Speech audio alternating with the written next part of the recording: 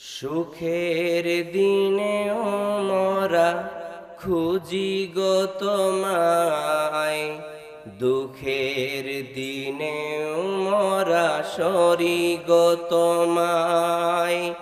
সুখের দিনেও মোরা খুঁজি গো তোমায়, দুঃখের দিনেও মোরা সরি গো তোমায়। তুমি যে মোদের প্রিয় নবী, তোমায় কাছে পেতে পাগল সবাই। সুখের দিনেও মোরা খুঁজি গো তোমায়, দুঃখের দিনেও মোরা সরি গো তোমায়।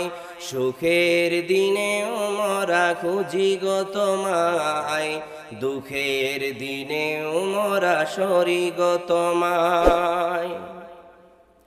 পথহারা মানুষের পথিক হয়ে এসেছিলে ধরা ধামে কোরআন নিয়ে। পথহারা মানুষের পথিক হয়ে এসেছিলে ধরা ধামে কোরআন নিয়ে। তোমার পথের পথিক হয়ে জীবন গড়ার স্বপ্ন সাজাই। তোমার পথের পথিক হয়ে জীবন গড়ার স্বপ্ন সাজাই। সুখের দিনেও মোরা খুঁজি গো তোমায়, দুঃখের দিনেও মোরা সরি গো তোমায়। তুমি যে মোদের প্রিয় নবী, তুমি যে মোদের প্রিয় নবী, তোমায় কাছে পেতে পাগল সবাই। সুখের দিনেও মোরা খুঁজি গো তোমায়, দুঃখের দিনেও মোরা সরি গো তোমায়। দেখিনি কোনো দিন, শুনেছি শুধু তুমি যে ছিলে বড় আপন প্রভুর। দেখিনি কোনো দিন, শুনেছি শুধু তুমি যে ছিলে বড় আপন প্রভুর। রোজ হাসরের বিচার দিনে তোমার শাফাত যেন গো পাই। রোজ হাসরের বিচার দিনে তোমার শাফাত যেন গো পাই।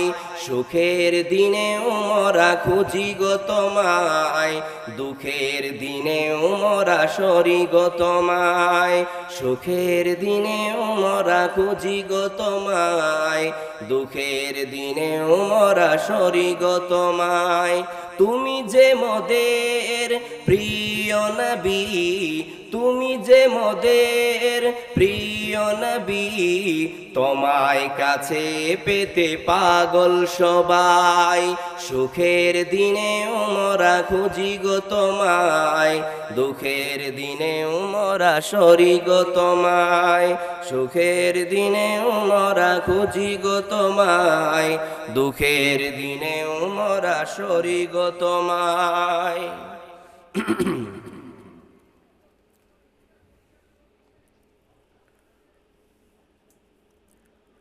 উপস্থিত আজকের এই সভার জনগণ কর্তৃক নির্বাচিত যোগ্যতম সভাপতি সাদ্দাম হোসেন রিয়াজি সাহেব হাফেজাহুল্লাহ তাআলা, তৎসঙ্গে উপস্থিত রয়েছেন স্টেজে আরো অন্যান্য ওলামায়ে দ্বীন।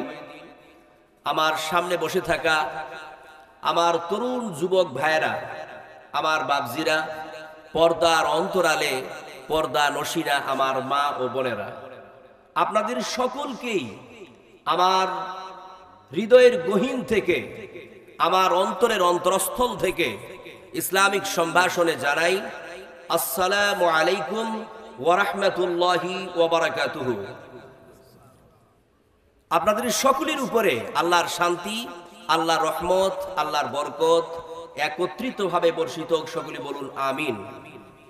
সর্বাগ্রে সর্বপ্রথমেই সেই মহান মহিয়ান আল্লাহ তাবারক ওয়া তাআলার প্রশংসা, জিনার আদেশে, জিনার ইচ্ছায় আজ আমরা এই জলসায় উপস্থিত হওয়ার তৌফিক এনায়েত পেয়েছি। তাই সকলেই একবার আপন অন্তর খুলে পড়ুন আলহামদুলিল্লাহ। তারপরে পরেই আমাদের আখিরি নবী, আমাদের শেষ নবী জনাবে রাসূলুল্লাহ সাল্লাল্লাহু আলাইহি ওয়াসাল্লামের প্রতি সহস্র শান্তির ধারা অবতীর্ণ হোক। আল্লাহুম্মা সাল্লি আলাইহি ওয়া আল্লাহুম্মা বারিক আলাইহি। ব্রাদার ইসলাম, আপনারা সকলেই খুব সুন্দর হয়ে বসে আছেন আলহামদুলিল্লাহ। আজকের এই সভার যিনি সভাপতির আসন অলঙ্কৃত করেছেন, তিনি আবার আজকের এই সভার বক্তাও বটে, তাই না? মানে তিনি সভাপতি, তিনি বক্তা। আমি প্রথমে মনে মনে ভাবতেছিলাম যে কি ব্যাপার, সভাপতি নাই কেন? তো যাই হোক, আলহামদুলিল্লাহ সভাপতি উপস্থিত রয়েছেন।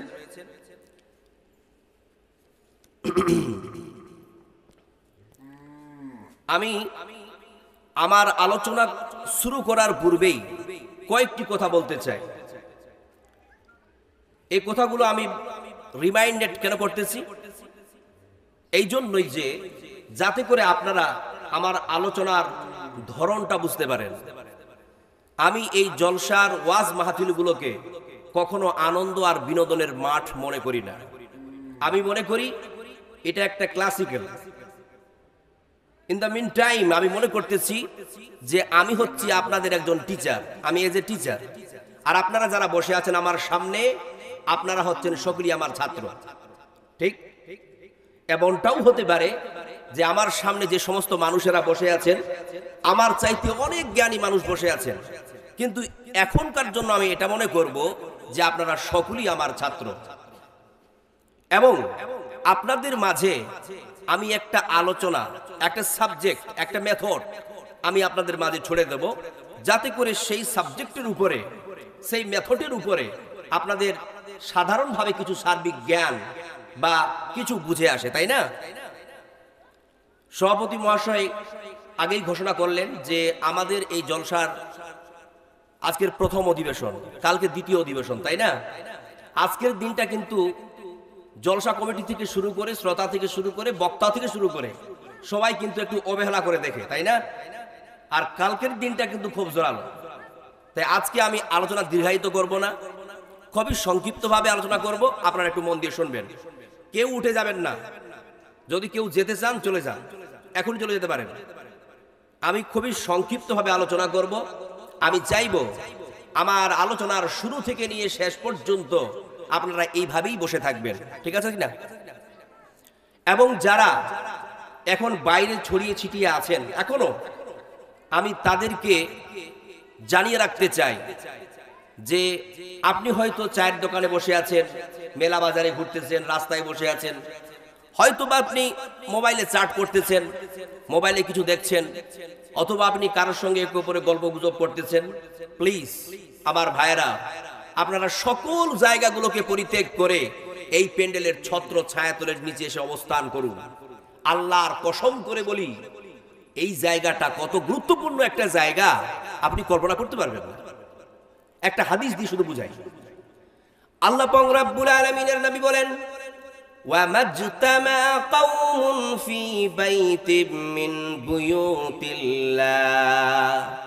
যখন কতকগুলি মানুষ একসঙ্গে মিলিত হয়ে, একসঙ্গে জমায়েত হয়ে আল্লাহর ঘর সমূহের মধ্য থেকে কোনো একটা ঘরে অথবা কোনো একটা জায়গায় অবস্থান করে, ইয়াতলুনা কিতাবাল্লাহ, আল্লাহর কিতাব তেলাওয়াত করে, ওয়া ইয়াতাদারাসুনাহু বাইনাহুম, এবং আল্লাহর এবং হাদিসের বাণী শ্রবণ করে, অর্থাৎ ইসলামের আলোচনা শ্রবণ করে, ইল্লা নাযালাত আলাইহিমুস সাকিনাহ, আল্লাহর প্রশান্তি তাদের উপরে বর্ষিত হয়। জোরে বলুন সুবহানাল্লাহ।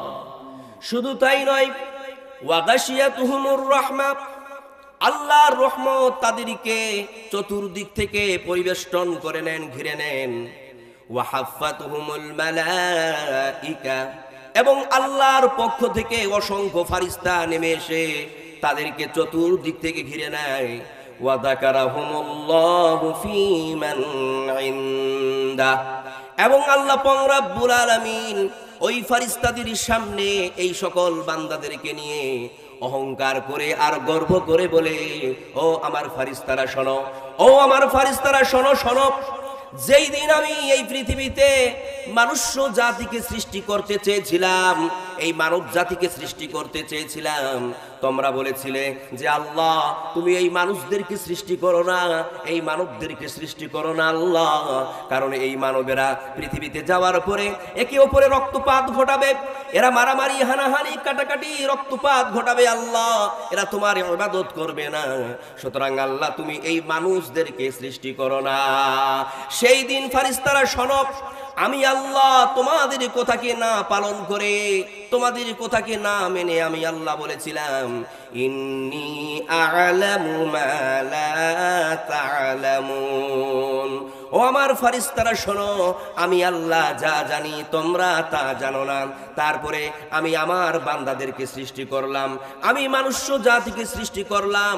এই যে সকল মানুষেরা প্যান্ডেলের ছত্র ছায়াতলের নিচে বসে কত সুন্দর করে কোরআন হাদিস শ্রবণ করতেছে, এই সকল মানুষদেরকে নিয়ে, এই সকল বান্দাদেরকে নিয়ে আমি আল্লাহর গর্ব এবং অহংকার হচ্ছে। জোরে বলুন সুবহানাল্লাহ।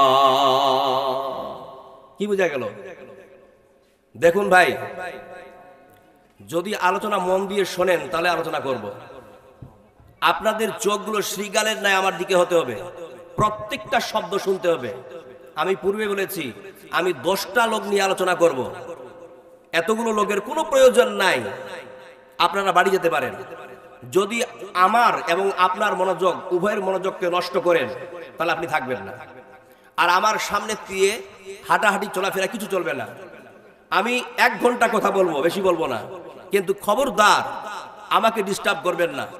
আমার একটা অভ্যেস আছে, এটা আমার ব্যাড অভ্যাস বলতে পারেন, যদি কেউ আমাকে ডিস্টার্ব করে আমার ব্রেন ডাইভার্ট হয়।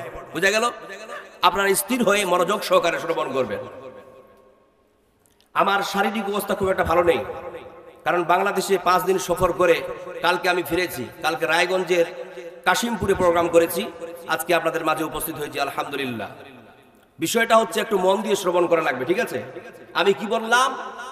যারা এই প্যান্ডেলের ছত্র ছায়াতলের নিচে অবস্থান করে আছে তারা আল্লাহর রহমতের মধ্যে পরিবেষ্টিত, আল্লাহর শান্তি তাদের উপরে অনবরত বর্ষিত হচ্ছে। তাহলে আপনারা কত বড় একটা দামি জায়গা আছে কল্পনা করতে পারেন? কেন ইমাজিনবেন? আপনি ভাবছেন কিছু? সুতরাং দামি জায়গা আছেন আপনি, একটা মূল্যবান জায়গা আছেন, এই জায়গার কদর করুন, এই জায়গাকে সম্মান করুন। আমার মুসলমান ভাইরা, আমি শুরুতেই পবিত্র কোরআনুল কারীম থেকে যে আয়াত তেলাওয়াত করেছি এবং যে হাদিস পেশ করেছি, কোরআনের আয়াত এবং হাদিস যেই দিকে আলোচনা করার জন্য আমাকে উদ্বুদ্ধ করতেছে সেটা হচ্ছে এই যে আমরা সকলেই জান্নাতের কামনা করি, তাই না? আমরা সকলেই চাই যে আল্লাহ মরণের পরে যাতে করে আমরা সকলেই, নারী পুরুষ সকলেই, আল্লাহ তোমার জান্নাতের মেহমান হতে পারি। আল্লাহ মরণের পর যদি আমাদের নসিবে, আমাদের ভাগ্যে কোন রকম ভাবে যদি জাহান্নাম জুটে যায় তো তোমার ওই জাহান্নামের সাজা, জাহান্নামের আযাব আমরা বরদাস্ত করতে পারবো না। আল্লাহ যে কোনো মূল্যে, যে কোনো ভাবেই তোমার জান্নাতের অধিবাসী যেন আমরা হতে পারি, এটাই আমাদের চাওয়া, এটাই আমাদের কামনা। আমাদের নামাজ, আমাদের রোজা, আমাদের যাকাত, আমাদের সাদকা সব কিছু যেন আল্লাহ তোমার ওই জান্নাতের জন্য। আমরা সব সময় আল্লাহ তোমার জান্নাত ছাড়া আর কিছুই চাই না। মালিক তুমি জান্নাতে, তোমার পাশে আমার একটা ঘর বানিয়ে দিও। মালিক তুমি জান্নাতে, তোমার পাশে আমার একটা ঘর বানিয়ে দিও। সেই বিভীষিকাময় মহাদিনে তোমার আরশে করে নিও। মালিক তুমি জান্নাতে, তোমার পাশে আমার একটা ঘর বানিয়ে দিও। লিল্লাহি তাকবীর। আবার মুসলমান ভাইরা, সুতরাং আমাদের একটাই চাওয়া, আল্লাহ মরণের পরে যাতে করে তোমার জান্নাত পেতে পারি, মরণের পরে যাতে করে আমরা তোমার জান্নাতের বাসিন্দা হতে পারি, মরণের পরে যাতে করে আমরা তোমার জান্নাতের মালিক হতে পারি, তাই না?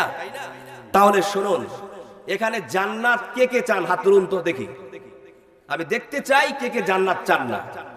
হাত তুলুন। জান্নাত যারা চান হাত তুলুন, যারা জান্নাত চান দেখি।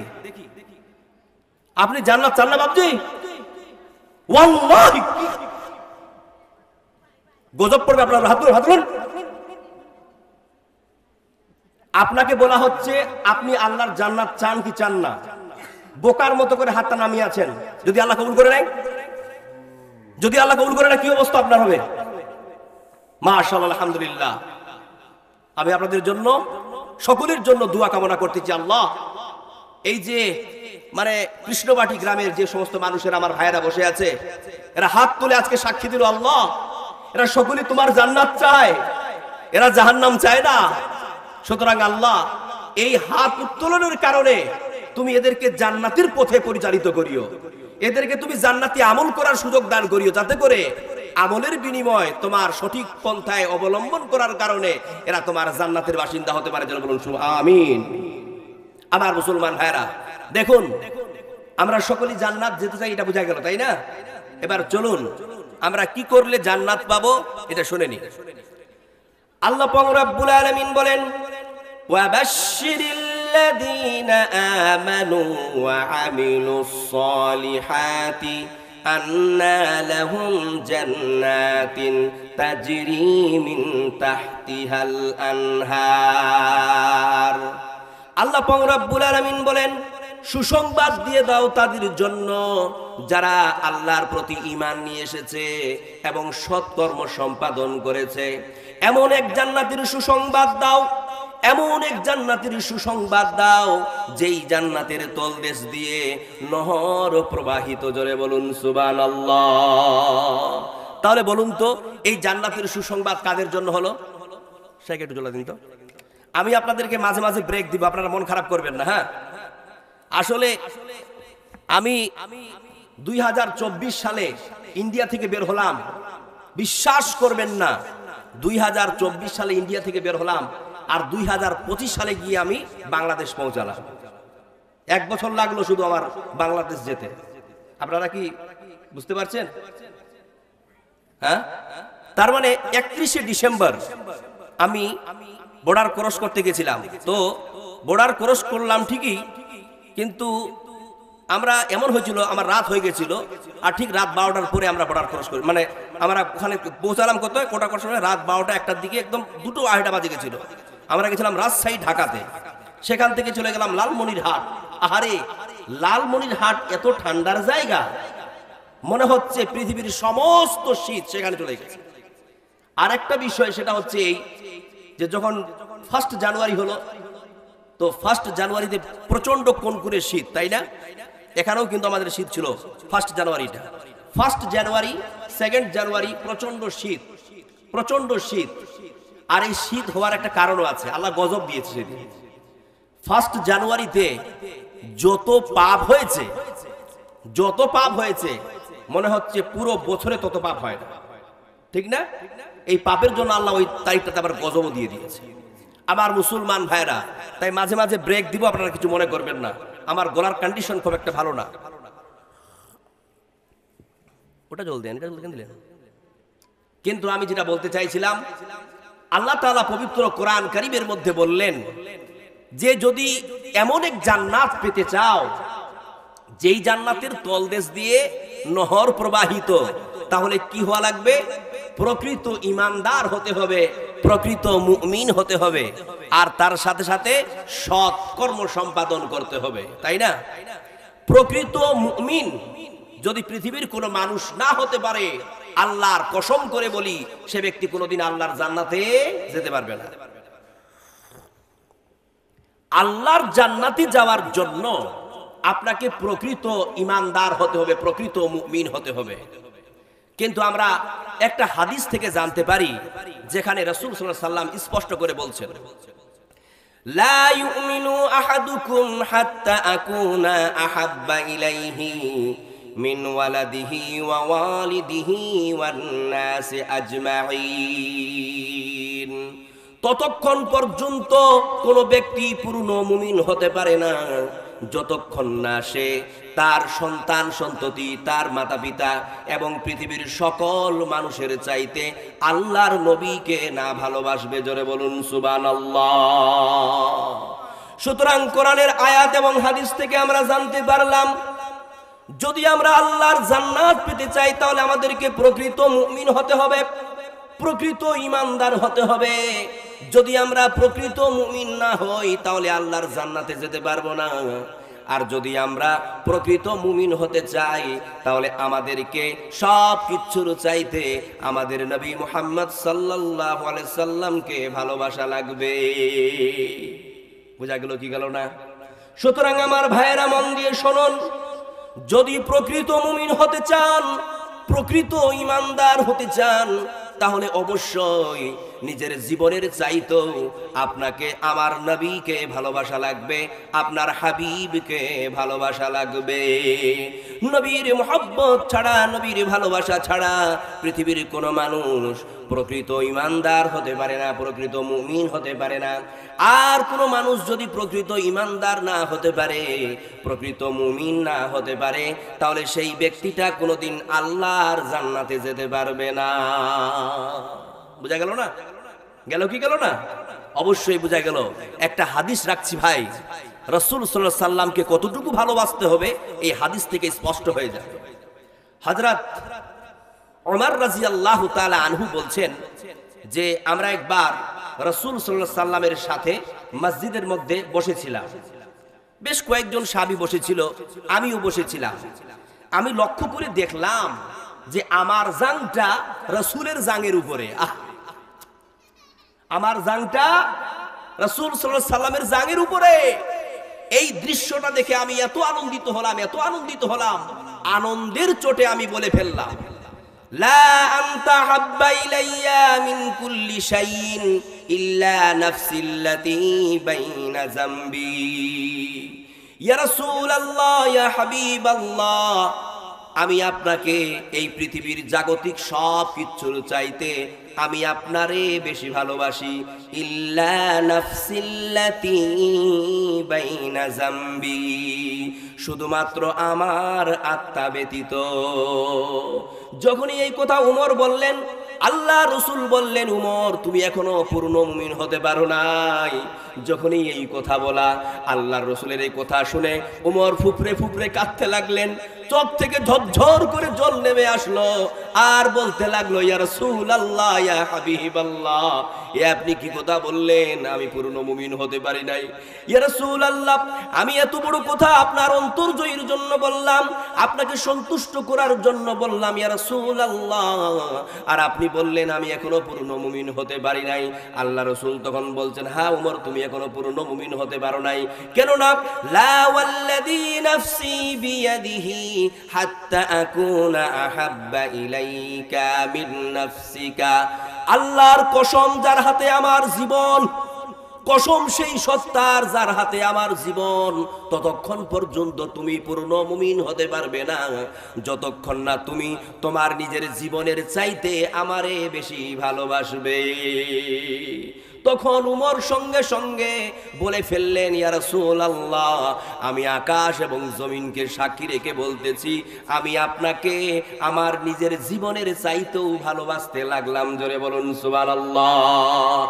আল্লাহ রাসূল তখন বলছেন, আল আন ইয়া উমর, উমর তুমি এখন পূর্ণ মুমিন হয়েছো। তাহলে পূর্ণ মুমিন হওয়ার জন্য রাসূলের ভালোবাসা কতটুকু প্রয়োজন? নিজের জীবনের চাইতো বেশি আল্লাহ রাসূলকে ভালোবাসা লাগবে।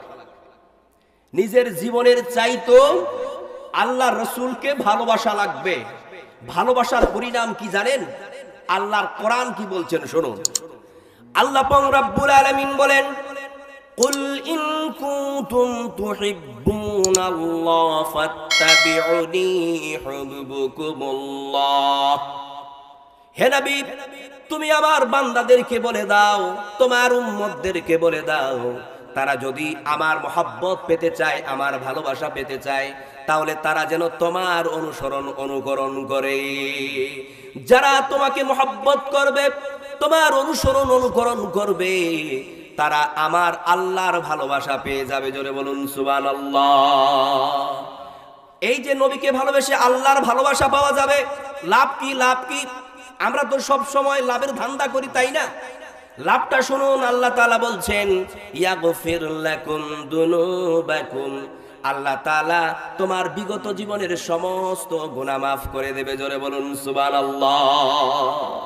তাহলে যদি আমরা আল্লাহর নবীকে ভালোবাসি, আমাদের লাভ কি? এক, আমরা আল্লাহর ভালোবাসা পাবো। দুই, আমাদের বিগত জীবনের সমস্ত গুনাহ আল্লাহ তাআলা মাফ করে দেবে। জোরে বলুন সুবহানাল্লাহ। আরে গুনাহ মাফ হবে তবেই তো জান্নাত যাবেন, তাই না? মানুষ তো গুনাহ করবেই, মানুষ তো গুনাহ করবেই। কুল্লু বানি আদম আল খাত্তাউন, প্রত্যেকটা আদম সন্তান গুনাহগার। আদম সন্তান মানে মানুষেরা গুনাহ করবেই, কিন্তু মানুষের গুনাহ মোচন করার প্রক্রিয়া জানতে হবে, তাই না? তাহলে আমরা যদি আল্লাহ রসুলকে ভালোবাসি, আল্লাহ তাআলার ভালোবাসা পাবো, এবং তার সাথে সাথে আল্লাহ তাআলা আমাদের বিগত জীবনের সমস্ত গুনাহ মাফ করে দেবে। জোরে বলুন সুবহানাল্লাহ। আমার মুসলমান ভাইরা, আমরা যদি আল্লাহ রসুলকে ভালোবাসি, লাভ কি? এই কি ব্যাপার? জানি জানি জানি, শুনুন, আর কতক্ষণ বলুন তো? আমি কি বলবো না শেষ করে দেবো? হ্যাঁ,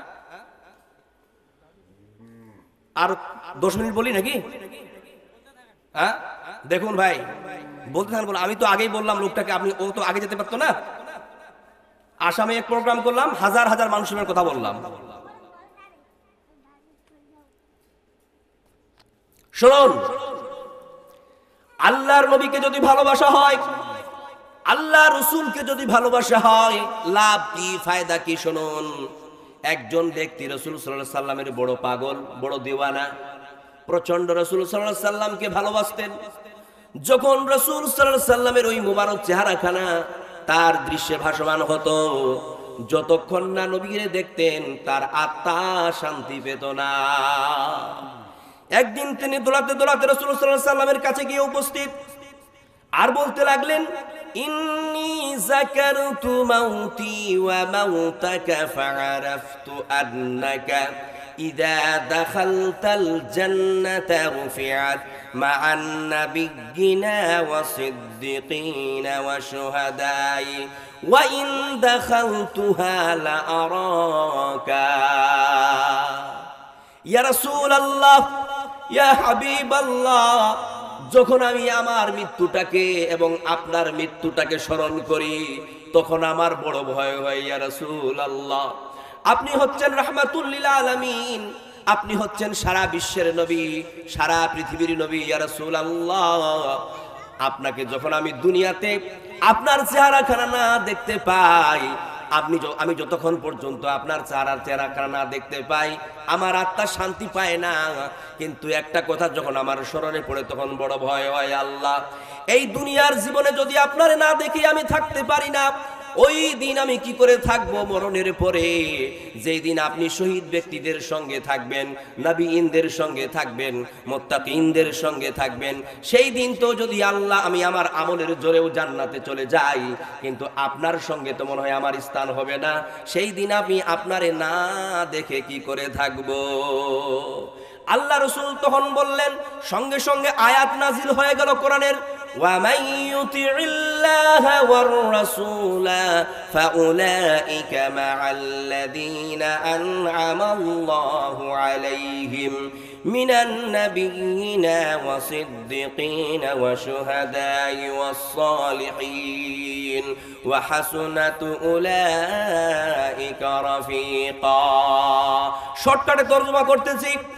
আল্লাহর নবী ওই সাহাবীকে সান্ত্বনা দিয়ে বললেন, ও আমার সাহাবী শোনো, তুমি যদি আল্লাহ এবং আল্লাহর রাসূলকে প্রকৃতপক্ষে মহব্বত করে থাকো, তার ইত্তেবা করে থাকো, তার অনুসরণ করে থাকো, তুমি চিন্তা করো না ওই কঠিন কিয়ামতের দিন তোমার স্থান নবীনদের সঙ্গে হবে, সিদ্দিকিনদের সঙ্গে হবে, সুহাদাদের সঙ্গে হবে। জোরে বলুন সুবহানাল্লাহ।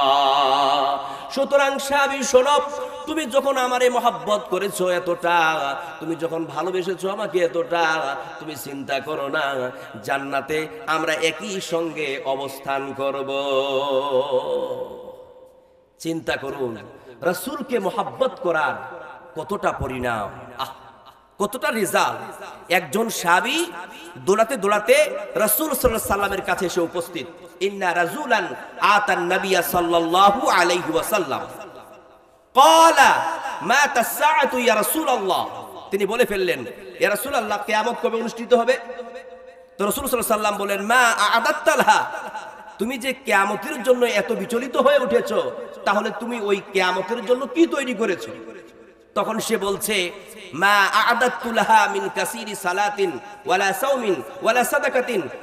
না না, আমি তো বেশি বেশি করে নামাজও পড়তে পারি নাই, বেশি বেশি করে আমি রোজাও রাখতে পারি নাই, আমি বেশি বেশি করে সাদকাও করতে পারি নাই। এগুলো নামাজ, এগুলো রোজা, আর এগুলো সাদকা নফলের কথা বলা হয়েছে, এগুলো করতে পারি নাই ইয়া রাসূলুল্লাহ। কিন্তু কি, ওয়ালাকিন্নী উহিব্বুল্লাহ ওয়ার রাসূল, আমি আমার জীবনের চাইতে বেশি আল্লাহ এবং আল্লাহ রাসূলকে ভালোবেসেছি। জোরে বলুন সুবহানাল্লাহ।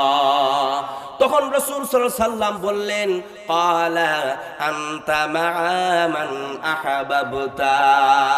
সাহাবী, তুমি চিন্তা করো না, যাকে তুমি মহব্বত করেছো, ভালোবেসেছো, তার সঙ্গেই তোমার স্থান হবে। জোরে বলুন সুবহানাল্লাহ। এবার বলুন, আল্লাহর রাসূলের সঙ্গে যদি জান্নাতে স্থান হয় তাহলে আনন্দ পাওয়া যাবে না? কি ব্যাপার, ঘুমিয়ে গেছেন নাকি? আনন্দ পাওয়া যাবে কি যাবে না? বাংলাদেশে ফার্স্ট টাইম গেলাম। বাংলাদেশে একটা বৈশিষ্ট্য আমাকে খুব ভালো লেগেছে, যেই বৈশিষ্ট্যটা বক্তার মধ্যে অনুপ্রেরণা জাগায়, বক্তাকে আরো আনন্দ দেয়, বক্তাকে আরো স্পৃহা দেয়। সেটা কি জানেন? ওরা সুবহানাল্লাহ, আলহামদুলিল্লাহ, আল্লাহু আকবার, লিল্লাহি তাকবীর, এই শব্দগুলো এত জোরে বলে, এত জোরে বলে যে পুরো মাহফিল গুঞ্জরে ওঠে। আপনারা মনে হয় সোশ্যাল মিডিয়া এগুলো দেখতে পান, তাই না? আর আমাদের পশ্চিমবঙ্গ আর এই ভারতের যে অবস্থা, মনে হচ্ছে সব মরাঠিয়ালা বসে আছে, তাই না? আহারে, যখন ঝগড়া লাগে তখন খারাপ খারাপ গালিলে এত জোরে বাইরে হয়, মনে হচ্ছে গলার আওয়াজ ভেঙে যায়, টুটি পর্যন্ত ছিঁড়ে যায়। আর আল্লাহু আকবার, আলহামদুলিল্লাহ, সুবহানাল্লাহ, লিল্লাহি তাকবীর, এই শব্দগুলো যখন বলতে বলা হয় তখন মনে হচ্ছে মুখ থেকে আর আওয়াজটাই বের হয় না। যদি আপনারা জানতেন আর বুঝতেন যে আল্লাহু আকবার, সুবহানাল্লাহ, আলহামদুলিল্লাহ এই শব্দগুলো বলার কত ফজিলত, তাহলে এগুলো উচ্চস্বরে বলার জন্য মারামারি শুরু করতেন। কিন্তু বোকা মানুষ বুঝাই কে? হাজার হাজার আলেম ওলামার ওয়াজ লক্ষ লক্ষ কোটি বছর ধরে চলে আসছে, এখনো পর্যন্ত মানুষ হেদায়েত হতে পারতেছে না। যাই হোক, আমার মুসলমান ভাইয়েরা, একটা কথা বলি, রাসূল সাল্লাল্লাহু আলাইহি সাল্লামের একটা সম্পর্ক ছিল। রাসূল সাল্লাল্লাহু আলাইহি সাল্লামের একজন ছিলেন যার নাম কি? শ্বশুর বন্ধু। কে বলতে পারবেন? রাসূল সাল্লাল্লাহু আলাইহি সাল্লামের শ্বশুর বন্ধু কে? দেখি, একটু ইসলামিক জেনারেল নলেজ হয়ে যাক। কৃষ্ণবাটি এলাকার লোক, একটু জানি এদের ইসলামিক জেনারেল নলেজ কতটুকু আছে। রাসূল সাল্লাল্লাহু আলাইহি ওয়াসাল্লামের শ্বশুর বন্ধু কে ছিলেন? কি নাম তার? সুবহানাল্লাহ, দেখতেছি তো, দ্যাট ইজ রাইট অ্যান্সার, একদম কারেক্ট, সঠিক উত্তর দিয়েছে। এখানকার লোকের জেনারেল ইসলামিক নলেজ ভালো আছে, মাশাআল্লাহ, আলহামদুলিল্লাহ। আল্লাহর রাসূলের শ্বশুর বন্ধু হলেন হযরত আবু বকর রাদিয়াল্লাহু তাআলা আনহু। কেন জানেন? কারণটা হচ্ছে এই যে রাসূল সাল্লাল্লাহু আলাইহি সাল্লামের সবচাইতে প্রিয় বন্ধু, সবচাইতে কাছের বন্ধু ছিল হযরত আবু বকর রাদিয়াল্লাহু তাআলা আনহু। এবং পক্ষান্তরে হযরত আবু বকর রাদিয়াল্লাহু তাআলা আনহুর এক মেয়ে হযরত আয়েশা রাদিয়াল্লাহু তাআলা আনহাকে রাসূল সাল্লাল্লাহু আলাইহি সাল্লাম বিয়ে করলেন। তো শ্বশুর হয়ে গেল না? তাহলে শ্বশুর বন্ধু মানে বন্ধু শ্বশুর বলবো না শ্বশুর বন্ধু বলবো? কোনটা বলবো? না, যদি সিরিয়ালি বলতে হয় তাহলে বলতে হবে বন্ধু শ্বশুর, মানে আগে বন্ধু তারপর শ্বশুর, তাই না? দেখুন, এই বিষয়টা নিয়ে সোশ্যাল মিডিয়ায় বেশ কিছুদিন আগে বিধর্মীরা, গায়ের মুসলিমেরা, অর্থাৎ হিন্দু, জৈন, খ্রিস্টান, এরা আমার নবীর উপরে অনেক কিচড় ছিটিয়েছে, নবীকে অনেক কুকথা তারা বলেছে। যদি সোশ্যাল মিডিয়ার মাধ্যমে এটা যদি আকাশে উড়ে, তাহলে এটা আমি তাদেরকে একটু বলে দিতে চাই। এখানে তো আপনারা স্বল্প মানুষ বসে আছেন, কিন্তু সোশ্যাল মিডিয়ায় এই প্রোগ্রামটা যেতে পারে, তাই না? আমি তাদেরকে একটা উচিত জবাব দিতে চাইছি। ও আমার হিন্দু ভাইরা, ও গায়ের মুসলমানেরা, শোনো, তুমি সামনের দিকে আঙ্গুল তুলবার আগে এই আঙ্গুলটাকে তুমি নিজের দিকে ঘুরিয়ে দেখো। তুমি এই কথা বলেছো, কি করে মেনে নেওয়া যায় যে নবী মুহাম্মদ সাল্লাল্লাহু আলাইহি সাল্লাম চরিত্রহীন ছিলেন? নাউযুবিল্লাহ মিন যালিক। মুহাম্মদ ভালো লোক ছিল না, মুহাম্মদ চরিত্রহীন লোক ছিল, বাজে লোক ছিল।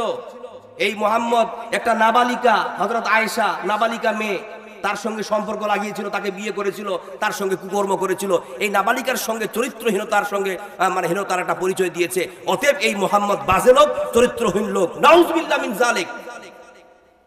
আমার হিন্দু ভাইদেরকে আমি কটাক্ষ করে বলতে চাই, তুমি তো তোমার ধর্ম সম্পর্কে জ্ঞান রাখো না, তুমি আমার ধর্মে হাত দিতে আসো কি করে? তুমি তোমার ধর্মের পাতা খণ্ডন করে দেখো, তুমি তোমার ধর্মের ইতিহাসকে খণ্ডন করে দেখো।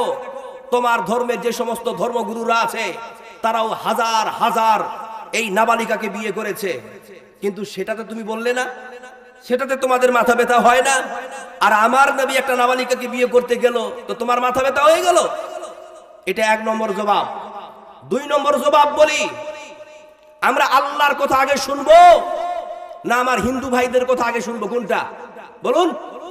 আল্লাহর কথা। আরে যে আমাকে জন্ম দিল, যে আমাকে রিজিক দিচ্ছে, যে আমাকে তো সুন্দর জীবন প্রদর্শন দিয়েছে, তার কথা শুনবো না আমি ওই কোন ব্যক্তির কথা শুনতে যাব? খবরদার, ওই কথা শোনা যাবে না।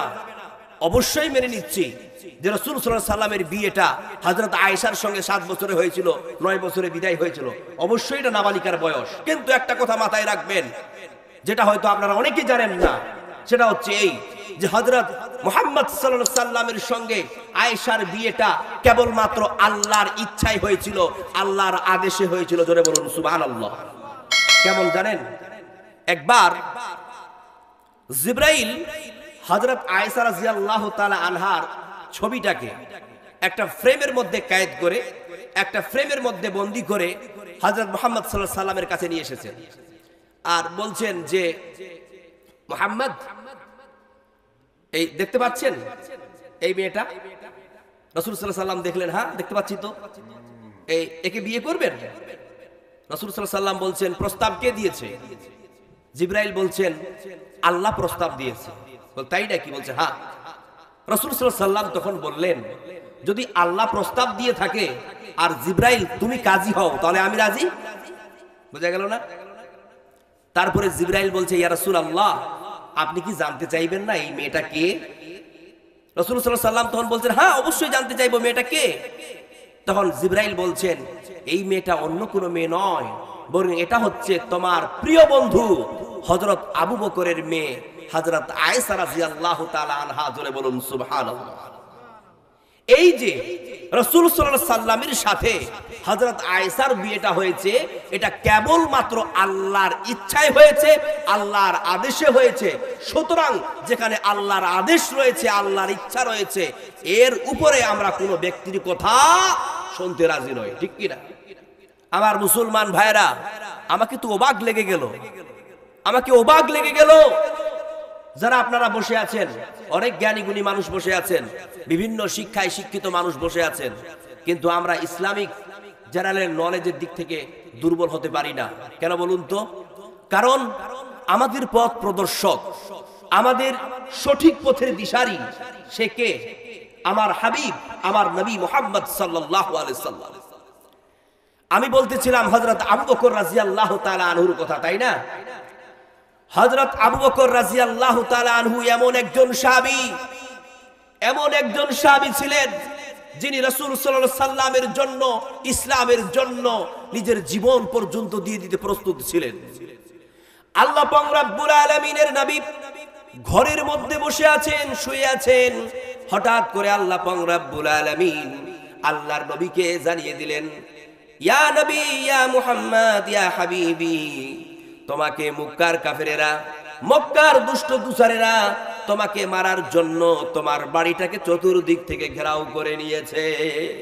সুতরাং মুহাম্মদ, তুমি তোমার ঘর থেকে বেরিয়ে আবু বকরকে সঙ্গে নিয়ে তুমি এই মক্কা নগরী পথ পরিত্যাগ করে, তুমি এই মক্কাকে পরিত্যাগ করে তুমি হিজরত করে মদিনায় চলে যাও।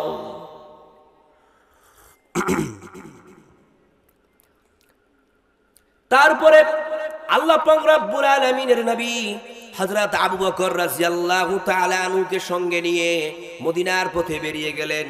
আল্লাহ রে আল্লাহ, যখন রাসূল সাল্লাল্লাহু আলাইহি সাল্লাম আবু বকরকে নিয়ে মক্কা থেকে বেরিয়েছেন, পিছন ফিরে তিনি মক্কার দিকে তাকিয়ে বলছেন, নবী নে খানা কাবা কো দিখা और फरमाया, ऐ मेरे प्यारे हरम, तेरी मेरी फिरकत का वक्त आया, तेरे फर्जंद आप मुझको यहाँ रहने नहीं देते, तेरी पाकिज़गी का आवाज तक कहने नहीं देते। नाराए तकबीर। এই কথা বলে অশ্রু সজল হয়ে, অশ্রু সিক্ত হয়ে আল্লাহর নবী আবু বকরকে সঙ্গে নিয়ে মাতৃভূমি ছেড়ে মদিনার পথে রওনা দিয়ে দিলেন।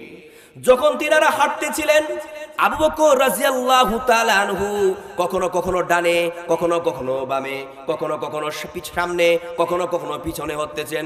আল্লাহর নবী আবু বকরকে বলছেন, আবু বকর, কি ব্যাপার বুঝতে পারলাম না, তুমি কখনো আগে, কখনো পিছে, কখনো ডানে, কখনো বামে, তুমি কি পাগল টাগল হয়ে গেলা নাকি? তুমি এমনটা কেন করতেছো? আবু বকর তখন বলছে, ইয়া রাসূলুল্লাহ, ইয়া হাবিবাল্লাহ, যখন আমার সন্দেহ হয় শত্রুপক্ষ আপনাকে সামনের দিক থেকে আক্রমণ করতে পারে, তখন আমি সামনের দিকে হয়ে যাই। যখন আমার মনে হয় শত্রুপক্ষ আপনাকে পিছন দিক থেকে আক্রমণ করতে পারে, তখন আমি পিছন দিকে হয়ে যাই। যখন আমার মনে হয় শত্রুপক্ষ আপনাকে ডান দিক থেকে আক্রমণ করতে পারে, তখন আমি ডানে হয়ে যাই। যখন আমার মনে হয় শত্রুপক্ষ আপনাকে বাম দিক থেকে আক্রমণ করতে পারে, তখন আমি বাম দিকে হয়ে যাই। ইয়া রাসূলুল্লাহ, ইয়া হাবিবাল্লাহ, আমার শরীরের মধ্যে বিন্দু পরিমাণ রক্ত থাকতে আমি আপনার শরীর থেকে এক বিন্দু পরিমাণ রক্ত ধরতে দিতে রাজি নই। কত ভালোবাসা, চিন্তা করতে পারেন? এইভাবে সাহাবীরা রাসূল সাল্লাল্লাহু আলাইহি সাল্লামের জন্য তারা জীবন দিতে প্রস্তুত ছিল। তারা নিজের জীবন দিয়ে দেবে, তারা তাদের রক্ত ক্ষয় করে দিবে, কিন্তু রাসূল সাল্লাল্লাহু আলাইহি সাল্লামের শরীরে আঘাত পর্যন্ত আসতে দেবে না। এমনটাই ছিল রাসূল সাল্লাল্লাহু আলাইহি সাল্লামের প্রিয় সাহাবী হযরত আবু বকর রাদিয়াল্লাহু তাআলা আনহু। একজন বিশিষ্ট সাহাবীর কথা বলবো, হযরত হানজালা রাদিয়াল্লাহু তাআলা আনহু, জানেন না? একজন বিশিষ্ট সাহাবী। এই সাহাবীকে গাসসিলুল মালায়েকা বলা হয়। কারণটা হচ্ছে, চারজন বিশিষ্ট ফারিস্তা এই সাহাবীকে গোসল করিয়ে দিয়েছিল, তার জন্য এই সাহাবীকে গাসসিলুল মালায়েকা বলা হয়। এই সাহাবী করেছে কি, আব্দুল্লাহ বিন উবাই বিন সুলুলের মেয়ে জামিলাকে বিয়ে করে ঘরে নিয়ে এসেছে। নববিবাহিতা স্ত্রীকে ঘরে নিয়েছে, বাসর রাত মানাচ্ছে, ফুলসজ্জার রাত মানাচ্ছে, শাবে জোফাফ মানাচ্ছে। আপনারা যারা নতুন নতুন বিয়ে করেছেন যুবক ভাইয়েরা, তোমরা ভালোই করেই বুঝতে পারতেছো যে ফুলসজ্জার রাতটা কত মধুময় রাত, এটা কত একটা ইম্পর্টেন্ট গুরুত্বপূর্ণ রাত, কতটা আনন্দের রাত, এটা তারা বুঝতে পারতেছো। আর যারা বিয়ে করে নাই তারাও কিন্তু বুঝতে পারতেছে, প্রথম রাত, আমি একটা মেয়েকে পাবো, তার সঙ্গে আমি আমার ভালোবাসা শেয়ার করব, তার সঙ্গে আমি আমার মনের আনন্দকে প্রকাশ করব। এটা জীবনের যে কত বড় একটা আনন্দের মুহূর্ত, কত যে একটা আনন্দের বিষয়। এই যুবকেরা যারা বিয়ে করে নাই তারা কিন্তু পাগলের মতো সেই দিনটার আশা করে আছে, তাই না? তাহলে এরকম একটা রাত তারা মানাচ্ছে হযরত হানজালা রাদিয়াল্লাহু তাআলা আনহা তার স্ত্রী জামিলাকে নিয়ে বাসর রাত মানাচ্ছে। বাসর রাত চলতেছে, হঠাৎ করে আল্লাহর নবী আওয়াজ দিয়ে দিল, ইয়া মুজাহিদিন, ও আমার সাহাবারা শোনো, যুদ্ধের দামামা বেজে গেছে, উহুদ যুদ্ধের দামামা বেজে গেছে। সুতরাং তোমরা আপন আপন ঘর থেকে বেরিয়ে যুদ্ধের ময়দানের দিকে চলো, আমাদেরকে এক্ষুনি যুদ্ধের প্রান্তরে চলে যেতে হবে। এই কথাটা যখন হযরত হানজালার কানে গিয়ে পৌঁছালো, হযরত হানজালা তখন তার স্ত্রীকে বলে, ও আমার অর্ধাঙ্গিনী, ও আমার স্ত্রী, শোনো, আমার নবী আমারে আওয়াজ দিয়ে দিয়েছে আমাকে যুদ্ধের ময়দানে যেতে হবে। স্ত্রী তখন লোলুপ হয়ে, স্ত্রী তখন মধুমাখা কণ্ঠে বলছে, ও আমার স্বামী হানজালা, অনেক সাবিত রয়েছে, আজকের দিনটা কত আনন্দের রাত, আজকের রাতটা কত আনন্দের রাত। তুমি ভালো করেই জানো আজকে আমাদের বাসর রাত, বৈবাহিক জীবনের প্রথম রাত। তারা যাক, আজ না হয়ে তুমি না যাও। হযরত হানজালা তখন বলছে, ও স্ত্রী, তুমি কি বলতেছো?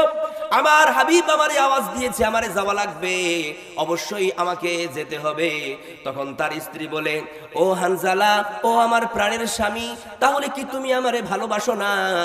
হানজালা তখন বলে, ও আমার স্ত্রী, শোন, অবশ্যই আমি তোমাকে ভালোবাসি, স্ত্রী রূপে যতটুকু ভালোবাসার ততটুকু অবশ্যই তোমাকে ভালোবাসি, কিন্তু একটা কথা তুমি ভুলে যাবে না, আমি তোমাকে যতটুকু ভালোবাসি তার চাইতে অধিক পরিমাণে আমি আমার নবীকে ভালোবাসি। জোরে বলুন সুবহানাল্লাহ। সুতরাং ও আমার স্ত্রী, এই জামিলা শোনো, তোমার মহব্বতের জন্য, তোমার ভালোবাসা পাওয়ার জন্য আমি আল্লাহর নবীর ভালোবাসা থেকে বঞ্চিত হতে পারি না। এই কথা বলে হানজালা তার স্ত্রীকে বলে, ও আমার স্ত্রী, শোন, একদিন এক রাত আমি তোমার সঙ্গে সঠিকভাবে সময় কাটাতে পারলাম না, জানি না যুদ্ধের ময়দানে যাচ্ছি, ফিরতে পারবো কি পারবো না। যদি কোনো কারণে আমি শহীদ হয়ে যাই তাহলে তুমি আমার নবীকে একটু জানিয়ে দিও, যাতে করে নবী মুহাম্মদ সাল্লাল্লাহু আলাইহি সাল্লাম আমার ফরজ গোসলটুকু করাই দেয়। এই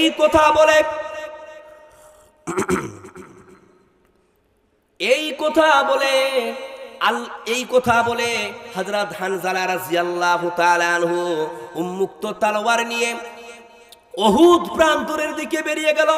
যুদ্ধের দামামা বেজে গেল, যুদ্ধ শুরু হয়ে গেল, সংঘর্ষ চলতেছে।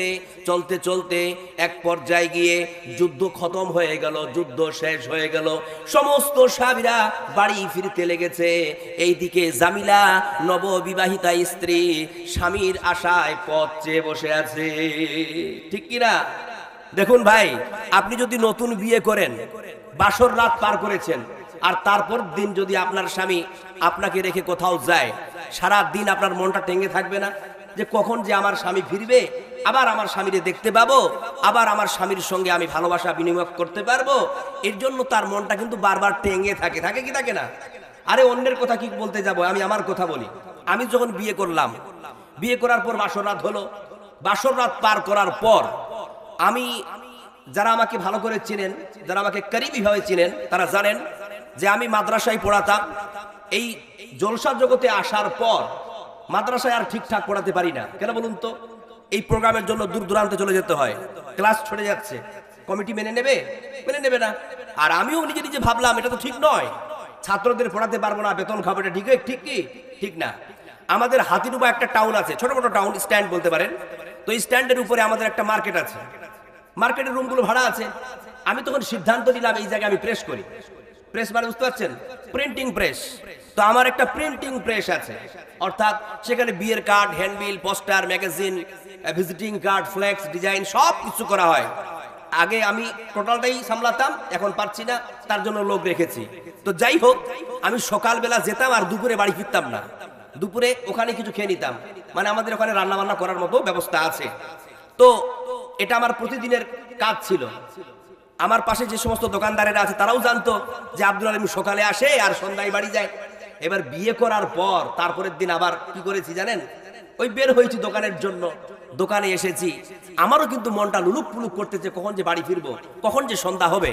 আমি সন্ধ্যার অপেক্ষা করতেছি, আর আমার স্ত্রী কিন্তু দুপুরের অপেক্ষা করতেছে। ও মনে মনে ভাবছে কখন যে 12টা বাজবে আর আমার স্বামী আসবে। ও আমাকে বারবার কল দেয়, কি ব্যাপার তুমি আসছো না কেন, দোকানটা বন্ধ করে চলে আসো। আমি বলি না, যেতে পারবো না, আমাকে সন্ধ্যায় যেতে হবে। না না, চলে আসো, আমার ভালো লাগছে না একাই। আমি বলছি না রে, যাবে না, এখন যদি আমি চলে যাই তাহলে আমার পাশে যারা দোকানদার তারা বলবে না কি ব্যাপার, আলম তো বউ পাগলা, তাই না? বউর জন্য চলে গেল। আমি কিন্তু লজ্জায় আর যেতে পারতেছি না, অনেক কষ্ট করে থাকলাম। আমারও মনে হলো একটা দিন একটা উহুদ পাহাড়ের সমান মনে হলো, আর আমার স্ত্রী তো বলছে ডবল উহুদ পাহাড়ের সমান মনে হলো। তো যাই হোক, এটা কিন্তু ভালোবাসা। আহারে, হযরত জামিলা তিনি পথে বসে আছেন স্বামীর অপেক্ষায়, রাত্রিতে তারা ভালোভাবে ভালোবাসা বিনিময় করতে পারে নাই। ভালোভাবে তারা ভালোবাসা আদান প্রদান করতে পারে নাই। সমস্ত সাহাবীরা ফিরতেছে এক এক করে, কিন্তু হানজালার কোনো খবর নাই। তিনি তো ধীরে ধীরে ঘাবড়াতে শুরু করলেন, তার মন বিচলিত হয়ে উঠলো, কি ব্যাপার, আমার স্বামী কেন আসতেছে না, সবাই তো ফিরলো, আমার স্বামী কেন ফিরতেছে না।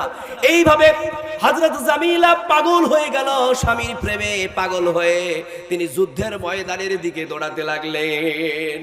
স্ত্রী জামিলা দৌড়াতে দৌড়াতে দৌড়াতে দৌড়াতে রাসূল সাল্লাল্লাহু আলাইহি ওয়াসাল্লামের কাছে গিয়ে পৌঁছে গেলেন উহুদ প্রান্তরে। গিয়ে বলছেন, ইয়া রাসূলুল্লাহ, ইয়া হাবিবাল্লাহ, আমার নাম জামিলা, আমি আব্দুল্লাহ বিন উবাই বিন সুলুলের মেয়ে। আপনার একজন প্রিয় সাহাবী হযরত হানজালা, সে আমাকে গত রাতে বিয়ে করে নিয়ে এসেছিল। আমরা বাসর রাত পার করতেছিলাম, মধুময় রাত পার করতেছিলাম।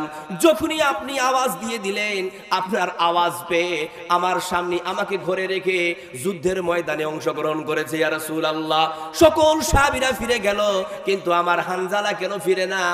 আমার হানজালা রে আপনি ফিরাই দিন। রাসূল সাল্লাল্লাহু আলাইহি ওয়াসাল্লাম তখন মনে মনে চিন্তা করতেছেন, তাই তো, কি ব্যাপার, সকল সাহাবীরা ফিরলো, হানজালা কেন ফিরলো না? আল্লাহ পাক রব্বুল আলামিন ওহী নাজিল করে জানিয়ে দিলেন, উনজুর ইলাস সামা,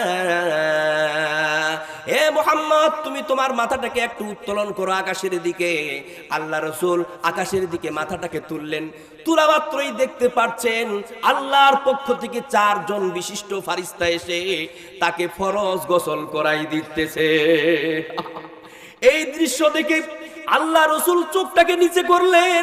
নিচে করার পর জামিলার দিকে তাকিয়ে আছেন। জামিলা মন খারাপ, ঘাবড়ানো। তখন আল্লাহ রাসূল জামিলাকে বলছেন, জামিলা, তুমি আনন্দিত হয়ে যাও, তুমি খুশি হয়ে যাও, তুমি এমন একজনের স্ত্রী, তুমি এমন একজন সাহাবীর স্ত্রী যাকে আল্লাহর পক্ষ থেকে 4 জন বিশিষ্ট ফারিস্তা গোসল করে দিচ্ছে। তার মানে জামিলা, তোর স্বামী আর নাই, তোর স্বামী আল্লাহর রাস্তায় শহীদ হয়ে গেছে।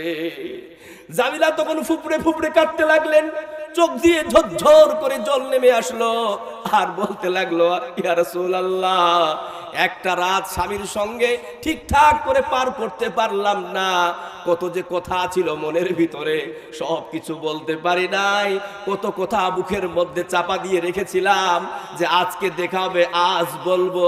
ইয়া রাসূলুল্লাহ, একজন মেয়ে যদি এক রাত পর তার স্বামীকে হারায়, কত বেদনা, কত যন্ত্রণা, এটা কেবলমাত্র একটা মেয়েই বলতে পারবে। ইয়া রাসূলুল্লাহ, আমার বড় কষ্ট হলো, দুঃখ হলো, যন্ত্রণা হলো, সব দুঃখ যন্ত্রণার পরেও আজ যেন মনে হয় আমার একটু আনন্দ লাগতেছে। আনন্দটা কিসের? আমি কঠিন কিয়ামতের দিন আল্লাহর সামনে দাঁড়িয়ে বলতে পারবো, আল্লাহ, আমি দুনিয়াতে এমন একজন পুরুষের, এমন একজন তোমার বান্দার স্ত্রী হতে পেরেছিলাম যাকে আপনার তরফ থেকে আপনার ফারিস্তারা গোসল করিয়ে দিচ্ছিল। জোরে বলুন সুবহানাল্লাহ। আমাকে একটা কথা বলুন তো, যারা আল্লাহর রাস্তায় শহীদ হয়ে যায় তাদের কি গোসল আছে? মানে কাফন দাফনের জন্য তাদের কোনো গোসল আছে? জানেন না, তাদের গোসল নেই। যারা আল্লাহর রাস্তায় শহীদ, তাদেরকে রক্ত মাখানো অবস্থায় সেই কাপড়ে তাদেরকে দাফন করে দিতে হবে। তো হানজালা তো আল্লাহর রাস্তায় শহীদ হলো, তাহলে তাকে গোসল করাতে হলো কেন? কে বলতে পারবেন? হ্যাঁ, right, that is right answer. কারণ তারা সহবাস করেছিল, যেমনটা আদেশ করে গেছিল। দেখুন, একটু হাদিসের দিকে লক্ষ্য করুন। আল্লাহর মানে হযরত হানজালা জামিলাকে আদেশ করে গেছিলেন যে, জামিলা, যদি আমি মরে যাই, যদি আমি শহীদ হয়ে যাই, আল্লাহ রাসূলকে তুমি বলে দিও যাতে করে আমার ফরজ গোসল করাই দেয়। জামিলা বলার সুযোগ পেল না। আল্লাহ জামিলার স্বামী হযরত হানজালাকে এমন কবুল করেছেন যে সঙ্গে সঙ্গে আল্লাহ প্রস্তুতি নিয়েছে তার গোসল করার জন্য। জোরে বলুন সুবহানাল্লাহ। কারণ হানজালার সঙ্গে জামিলার মেলামেশা, এটা কেবলমাত্র 3 জন ব্যক্তি জানতে পেরেছে। এই 3 জন ছাড়া পৃথিবীর আর কেউ জানতে পারে নাই। হানজালার সঙ্গে জামিলার সহবাস কেবলমাত্র হানজালাই জানে, কেবলমাত্র জামিলাই জানে, আর কেবলমাত্র আল্লাহ জানে। জোরে বলুন সুবহানাল্লাহ। আল্লাহ যখন জানে যে হানজালার সঙ্গে জামিলার সহবাস হয়েছে, জামিলাকে বলার সুযোগ আল্লাহ দিলেন না, বরং তার আগেই আল্লাহর পক্ষ থেকে 4 জন ফারিস্তাকে পাঠিয়ে তার ফরজ গোসল করিয়ে দিলেন। জোরে বলুন সুবহানাল্লাহ। ও মা বোনেরা, দেখুন, ইসলামের জন্য, রাসূলের মুহাব্বতে, রাসূলের জন্য কিভাবে উৎসর্গ করতে হয় নিজের জীবনকে, তার একটা নমুনা আপনাদের সামনে রাখবো। যদি মা বোন আমার আলোচনা আপনি শ্রবণ করতেছেন, তাহলে শুনুন, এই ঘটনা আপনার হৃদয় গিয়ে টাক করবে, একদম স্ট্রেট আপনার হৃদয়ে গিয়ে লাগবে। দেখুন, একজন সাবিয়া খাতুনের নাম বলছি, সুমাইয়া বিনতে কায়েস, নাম জানেন না? একজন বিশিষ্ট সাবিয়া খাতুন, একজন মহিলা সাহাবী। এই সাহাবীর, অর্থাৎ এই মহিলা সাহাবীর একজন ছেলে, তার স্বামী, তার ভাই একসঙ্গে উহুদ যুদ্ধে অংশগ্রহণ করেছে। শর্টকাটে বলছি, একটু মন দিয়ে শুনবেন। তুমুল ভাবে যুদ্ধ শুরু হয়ে গেছে। যখন যুদ্ধ প্রায় শেষের দিকে, ওই যুদ্ধের ময়দান থেকে একটা গুজব, একটা মিথ্যা আফওয়া মদিনার মধ্যে ছড়ে গেল, মদিনার মধ্যে ছড়িয়ে ছিটিয়ে গেল। একটা গুজব, মিথ্যা একটা কথা মদিনার বুকে উঠে গেল। সেটা হচ্ছে এই যে নবী মুহাম্মদ সাল্লাল্লাহু আলাইহি সাল্লাম শহীদ হয়ে গেছেন। জোরে বলুন নাউজুবিল্লাহ। এই কথা যখন সুমাইয়া বিনতে কায়েসের কানে গিয়ে পৌঁছালেন, সুমাইয়া বিনতে কায়েস তো পাগল পাড়া হয়ে গেল নবীর প্রেমে। সঙ্গে সঙ্গে সুমাইয়া বিনতে কায়েস পাগলের মতো উহুদ প্রান্তরের দিকে দৌড়াতে শুরু করলেন। যখন তিনি দৌড়িয়ে যাচ্ছিলেন, হঠাৎ করে প্রতিমধ্যে একজন সাহাবীর সঙ্গে দেখা। ওই সাহাবী বলে, ও সুমাইয়া বিনতে কায়েস, তুমি এইভাবে পাগলের মতো কোথায় ছুটেছো? তোমার ভাই যে যুদ্ধের ময়দানে অংশগ্রহণ করেছিল, তোমার ভাই তো আল্লাহর রাস্তায় শহীদ হয়ে গেছে। সুমাইয়া বিনতে কায়েস বলে, ঠিক আছে বুঝলাম, কিন্তু দয়া করে একটু বলো আমার নবী কেমন আছে? বলা হলো নবী ভালো আছে। মহিলাটির মন মানল না, আবার দৌড়াতে শুরু করলেন যুদ্ধের ময়দানের দিকে। প্রতিমধ্যে আরেকজন সাহাবীর সঙ্গে দেখা। ওই সাহাবী বলে, ও সুমাইয়া বিনতে কায়েস, তুমি এইভাবে পাগলের মতো কোথায় দৌড়িয়ে যাও? তোমার সন্তান যে যুদ্ধের ময়দানে অংশগ্রহণ করেছিল, তোমার সন্তান আল্লাহর রাস্তায় শহীদ হয়ে গেছে। মহিলাটি বলছে, ঠিক আছে বুঝলাম, কিন্তু দয়া করে একটু বলো আমার নবী কেমন আছে? তখন বলা হলো, নবী তো খুব ভালো আছে, কোনো অসুবিধা নেই, গায়ে একটু চোট লেগেছে, একটু আঘাত পেয়েছে, কিন্তু সুস্থ আছে, জীবিত আছে। মহিলাটির মন মানল না। মহিলাটি আবার দৌড়াতে শুরু করলেন যুদ্ধের ময়দানের দিকে। চলতে চলতে আরেকজন সাহাবীর সঙ্গে দেখা। ওই সাহাবী বলছে, ও সুমাইয়া বিনতে কায়েস, তুমি এইভাবে পাগলের মতো কোথায় দৌড়িয়ে যাও? তোমার স্বামী যে যুদ্ধের ময়দানে অংশগ্রহণ করেছিল, তোমার স্বামী আল্লাহর রাস্তায় শহীদ হয়ে গেছে। ওই মহিলাটি তখন বলছে, ঠিক আছে বুঝলাম, কিন্তু দয়া করে একটু বলো আমার নবী ঠিক আছে তো? আমার নবী ভালো আছে তো? তখন তাকে বলা হলো, জি হ্যাঁ, নবী তো ভালো আছে, সুস্থ আছে, একটু আঘাত পেয়েছে, দাঁতগুলো একটু ভেঙে গেছে, রক্ত পড়েছে, এই কষ্ট পেয়েছে। মহিলাটির মন মানল না। দৌড়াতে দৌড়াতে তিনি মহিলাটির কাছে গিয়ে পৌঁছালেন। মহিলাটিকে স্বচক্ষে দেখলেন এবং দেখতে পেলেন রাসূল সাল্লাল্লাহু আলাইহি সাল্লাম জিন্দা। তখন সঙ্গে সঙ্গে তার মুখ থেকে একটা বাক্য বেরিয়ে গেল, কুল্লু মুসিবাতিন বা'দাকা জালাল। হে নবী, আপনি যখন জিন্দা, আপনি যখন জীবিত, তখন আমার সমস্ত দুঃখ যন্ত্রণা আমার জন্য সহজ হয়ে গেল। জোরে বলুন সুবহানাল্লাহ। तसल्ली है पन्हा बेकसा जिंदा सलामत है, कोई परवाह नहीं कि सारा जहां जिंदा सलामत है। ना बेटू का, ना भाई का, ना सौहर का ख्याल आया, रसूलुल्लाह कैसे हैं यही लब पर सवाल आया। लिल्लाहि तकबीर। আমি প্রশ্ন করতে চাই, এমন কেউ মা আছেন, এমন কেউ বোন আছেন কি, যে একসঙ্গে এক টাইমেই সে তার স্বামীকে হারাচ্ছে, সে তার সন্তানকে হারাচ্ছে, সে তার ভাইকে হারাচ্ছে? বলুন ওই মহিলাটির ভিতরে কি বইতে পারে? যন্ত্রণার আগুন কত বইতে পারে? কিন্তু মহিলাটি বলছে, ইয়া রাসূলুল্লাহ, আমার স্বামী মরেছে, আঘাত পেয়েছি, যন্ত্রণা হচ্ছে, আমার সন্তান মরে গেছে, কত মায়া মমতা দিয়ে ভালোবাসা দিয়ে তাকে লালন পালন করেছিলাম, সে আমার বক উজাড় করে চলে গেল, দুঃখ পেয়েছি, কষ্ট হচ্ছে। আমার ভাই, কত না একসঙ্গে খেলেছি, কত না একসঙ্গে ঘুরেছি, কত না মায়া মমতা দিয়ে আমরা বিজড়িত ছিলাম, ভাই আমার সুহবাত ছেড়ে চলে গেল, কষ্ট পেয়েছি। কিন্তু সকল কষ্টের তুলনায় আমি এতে আনন্দ হয়েছি যে আমার নবী তো বেঁচে আছে। তাহলে চিন্তা করুন আমার মা ও বোনেরা, তারা রাসূল সাল্লাল্লাহু আলাইহি সাল্লামকে কতটুকু ভালোবেসেছিল। একটা বিষয় আমি আপনাদেরকে স্পষ্ট করতে চাই, সেটা হচ্ছে এই, তারপরে ছেড়ে দেবো ইনশাআল্লাহ তাআলা। তার মানে এই জন্য ছেড়ে দেব যে এই অধমকে তো আপনারা কালকে আবার দেখতে পাবেন, তাই তো বলে কি লাভ, তাই না? শুনুন, আমি একটা পয়েন্ট বলছি তারপরে ছেড়ে দেব। সেটা হলো এই যে ইতিহাস থেকে আমরা জানতে পারি যে সাহাবীরা প্রাণ উজাড় করে রাসূল সাল্লাল্লাহু আলাইহি সাল্লামকে ভালোবেসেছে, তাই না? অথবা মহিলা সাহাবীরাও নিজের সন্তান, নিজের ভাই, নিজের স্বামীর চাইতেও রাসূল সাল্লাল্লাহু আলাইহি সাল্লামকে ভালোবেসেছে। প্রমাণ পাওয়া গেল কি গেল না? গেল। কিন্তু রাসূল সাল্লাল্লাহু আলাইহি সাল্লাম কি সাহাবীদের ভালোবাসতেন না? এটা প্রমাণ লাগবে কি লাগবে না? শুনুন তার এই প্রমাণটা। জারির নামক একজন সাহাবী, ছোট্ট একটা হাদিস দিয়ে বলবো। জারির নামক একজন সাহাবী, এইভাবে একটা মাহফিল হচ্ছিল, সমাবেশ হচ্ছিল, আল্লাহ রাসূল বক্তব্য দিচ্ছিলেন, সকল মানুষেরা বসে আছে, কিন্তু জারির একজন নিম্নমানের সাহাবী, গরিব সাহাবী, সে কিন্তু ওই কোনায়, ওই যে দেখতে পাচ্ছেন না কোনাটা, ওই কোনায় দাঁড়িয়ে আছে। জারির কিন্তু বসার জায়গা পায় না, জারির বসতে পারে না। রাসূল সাল্লাল্লাহু আলাইহি সাল্লাম বুঝতে পারলেন যে জারির বসার জায়গা পায় না, তার জন্য বসতে পারে না।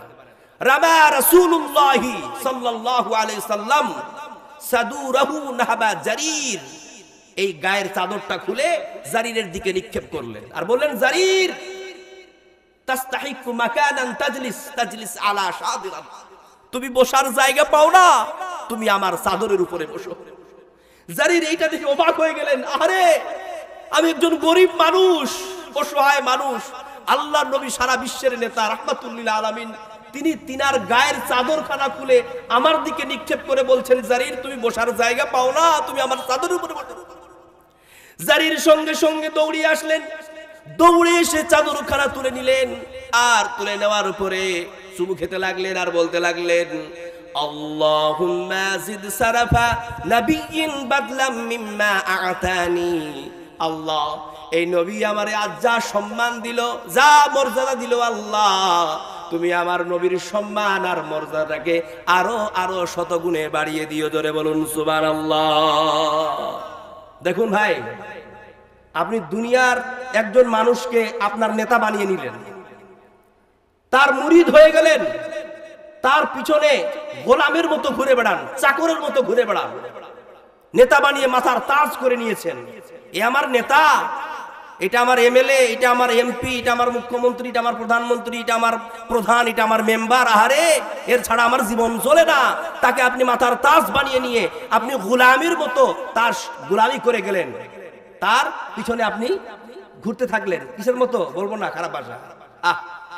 কিন্তু যখন আপনাদের কোনো একটা সমাবেশ হয়, ধরুন পার্টির কোনো সম্মেলন হচ্ছে, আমি পার্টিকুলার কোনো পার্টিকে অ্যাটাক করতেছি না এবং কোনো পার্টির পার্টিকুলার কোনো নেতাকে অ্যাটাক করতেছি না, আমি সর্বোপরি নেতাদের কথা বলতেছি। এখন দেখা গেল একটা পার্টির সমাবেশ হলো, বিশাল বড় ব্যাপার, এমএলএ চলে এসেছে, এমপি চলে এসেছে, সেই একটা দামি কায় করে আসলো, সমস্ত মানুষ তার সামনে বসা, রাস্তা দিয়ে একটা সুড়ঙ্গ দিয়ে আসতেছে।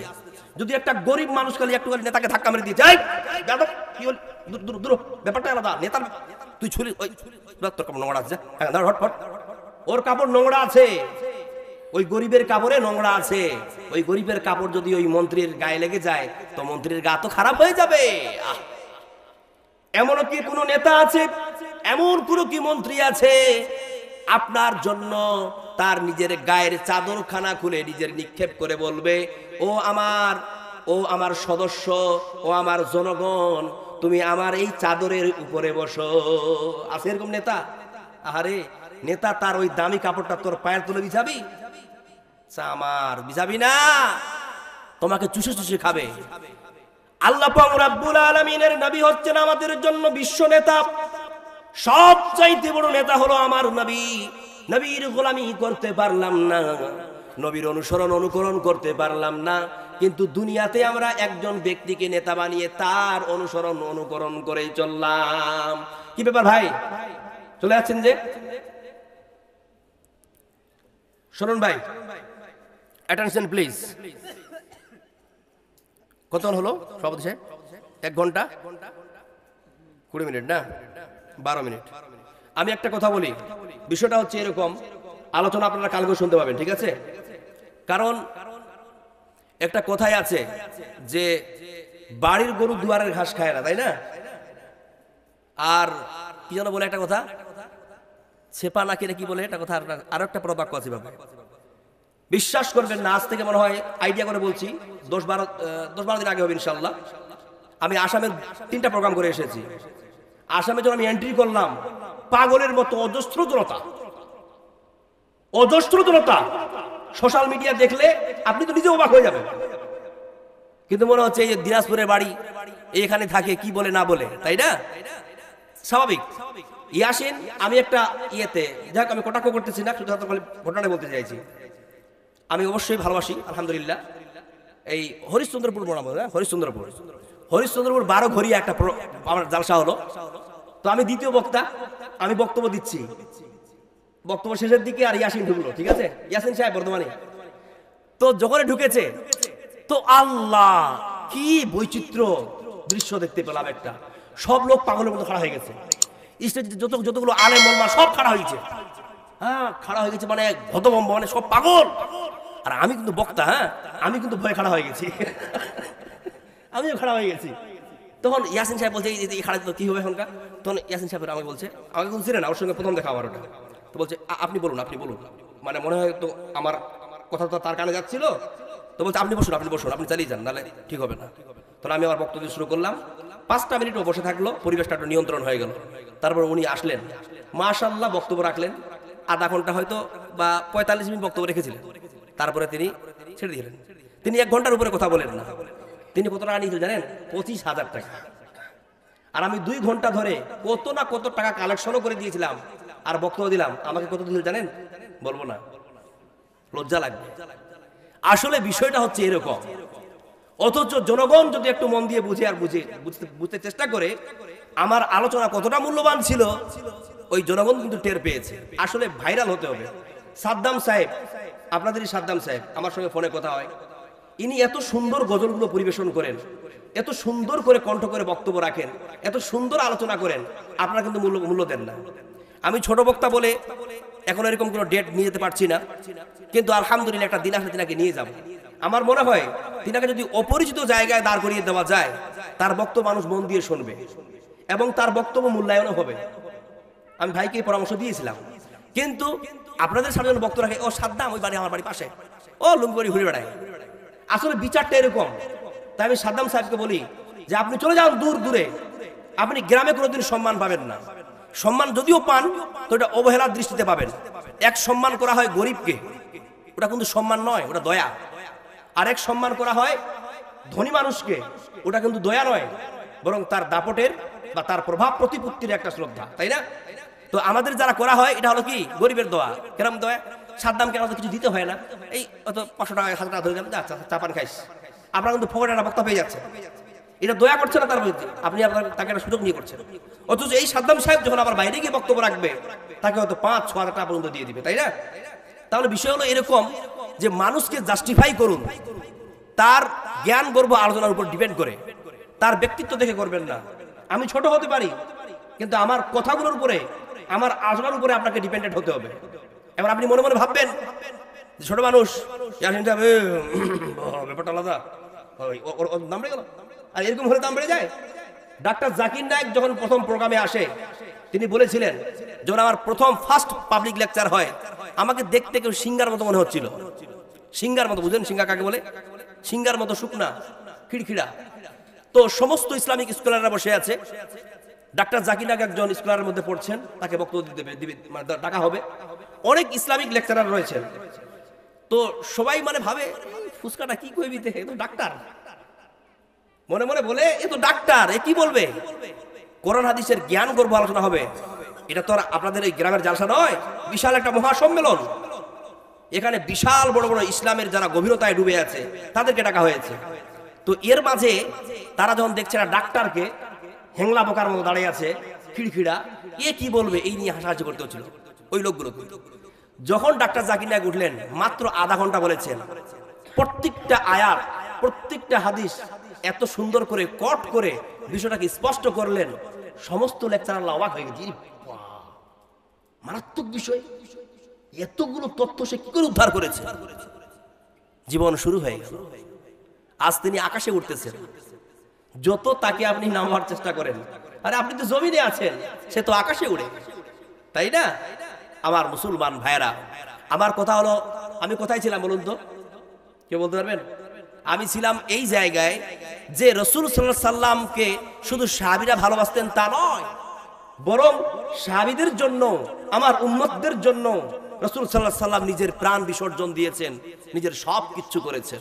একটা কথা বলি, কিয়ামতের দিন, বিভীষিকাময় দিনে, কঠিন দিনে এই যে সূর্য দেখতে পাচ্ছেন, এই সূর্যটা কিন্তু এত উপরে থাকবে না। আমার মুসলমান ভাইরা একটু লক্ষ্য করে দেখুন তো, চিন্তা করুন তো, প্রচন্ড গ্রীষ্মকালের দিনে, প্রচন্ড গরমের দিনে যখন আপনারা মাঠে কাজ করতে যান, আর আপনার মাথার উপরে প্রখর রোদ্র পড়তে শুরু করে, আহারে এত রোদ পড়তে শুরু করে, এত প্রচন্ড রোদ পড়তে শুরু করে, রোদের তাপে আপনার জামা পর্যন্ত ঘেমে যায়, ভিজে যায়, তাই না? তো আপনি আল্লাহর কাছে দোয়া করে বললেন না, বা মনে মনে ভাবেন না যে আল্লাহ, যদি আমার পাশে কোথাও একটা গাছ থাকতো, তাহলে ওই গাছের তলায় গিয়ে একটু ছায়াতে আশ্রয় নিয়ে নিতাম, একটু আরাম পেয়ে নিতাম? মনে হয় কি হয় না?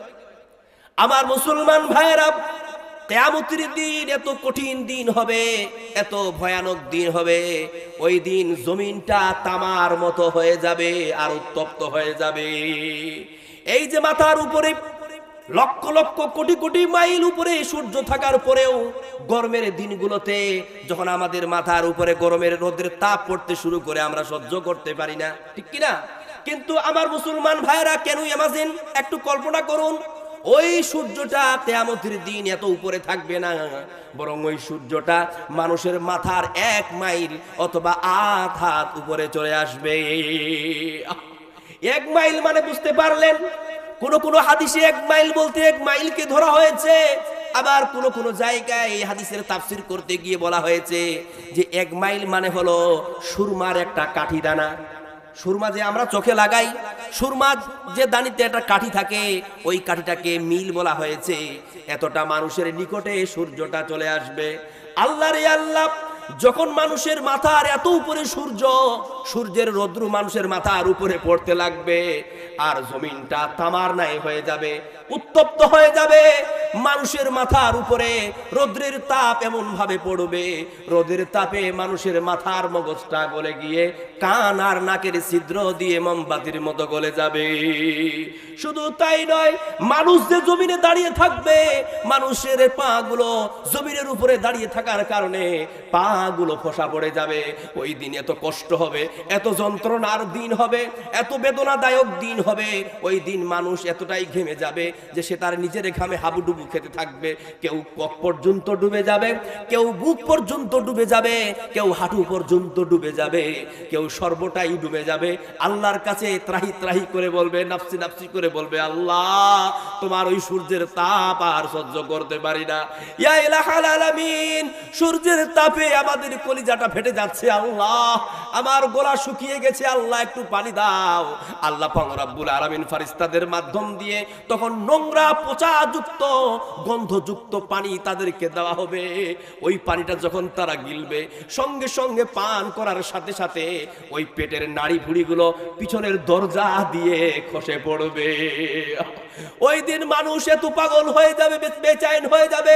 সেই দিন মানুষেরা মনে মনে ভাববে, একে অপরে তারা পরামর্শ করে বলবে, যদি আমরা এই জায়গায় কোনো একজন ব্যক্তিকে পেতাম, যেই ব্যক্তির মাধ্যম দিয়ে আমরা সুপারিশ করিয়ে নিতে পারতাম, তাহলে আল্লাহ হয়তো আমাদের জায়গাটাকে একটু ভালো মানের জায়গা করে দিত, একটু নিরাপদ জায়গায় আমরা যেতে পারতাম, একটু শান্তির জায়গায় আমরা যেতে পারতাম। এই আশা নিয়ে সকল মানুষেরা চলে যাবে আদম আলাইহিস সালামের কাছে। আদম আলাইহিস সালামের কাছে গিয়ে বলবে, আদম আপনি তো হচ্ছেন এই পৃথিবীর প্রথম মানব, এই পৃথিবীর প্রথম নবী, আপনি আমাদের পিতা, আপনি আমাদের জন্য দোয়া করে দিন যাতে করে আল্লাহ পাক রব্বুল আলামিন আমাদেরকে এই বিপদ থেকে সরিয়ে দেন। আদম তখন বলবে, ও আমার সন্তানেরা শুনলে, আমি তোমাদের জন্য সুপারিশ করতে পারবো না, কেননা আমি নিজেই তো আল্লাহর কাছে গুনাহগার, আমি তো নিজেই টেনশনে পড়ে আছি, আমি নিজেই নাফসি নাফসি করতেছি, আমি কোন মুখ নিয়ে তোমাদের জন্য আল্লাহর কাছে প্রার্থনা করব, আল্লাহর কাছে সুপারিশ করব, সুতরাং তোমরা আমার দ্বারাই হবে না, তুমি অন্য কারো কাছে যাও। তখন তারা নূহ আলাইহিস সালামের কাছে যাবে, একই উত্তর পাবে। তারা ইব্রাহিম আলাইহিস সালামের কাছে যাবে, একই উত্তর পাবে। মুসা আলাইহিস সালামের কাছে যাবে, একই উত্তর পাবে। এইভাবে তারা সকল নবীর কাছে যাবে, একই উত্তর পাবে। কেউ তাদের জন্য সুপারিশ করতে রাজি হবে না। শেষ পর্যন্ত তারা দৌড়াতে দৌড়াতে নবী মুহাম্মদ সাল্লাল্লাহু আলাইহি সাল্লামের কাছে যাবে। যখন তারা নবী মুহাম্মদ সাল্লাল্লাহু আলাইহি সাল্লামের কাছে গিয়ে পৌঁছাবেন, তারা আবেদন করার পূর্বেই নবী মুহাম্মদ সাল্লাল্লাহু আলাইহি সাল্লাম সাজদায় অবনীত অবস্থায় তারা দেখতে পাবেন। জোরে বলুন সুবহানাল্লাহ। অলরেডি নবী সাজদায় অবনীত হয়ে আছে, চোখের জলে জমিন ভিজিয়ে দিয়েছে, আল্লাহর কাছে ক্রন্দন করতেছে। আল্লাহর নবীর কান্নায় আকাশ জমিনে যত ফারিস্তা আছে সবাই ক্রন্দনরত।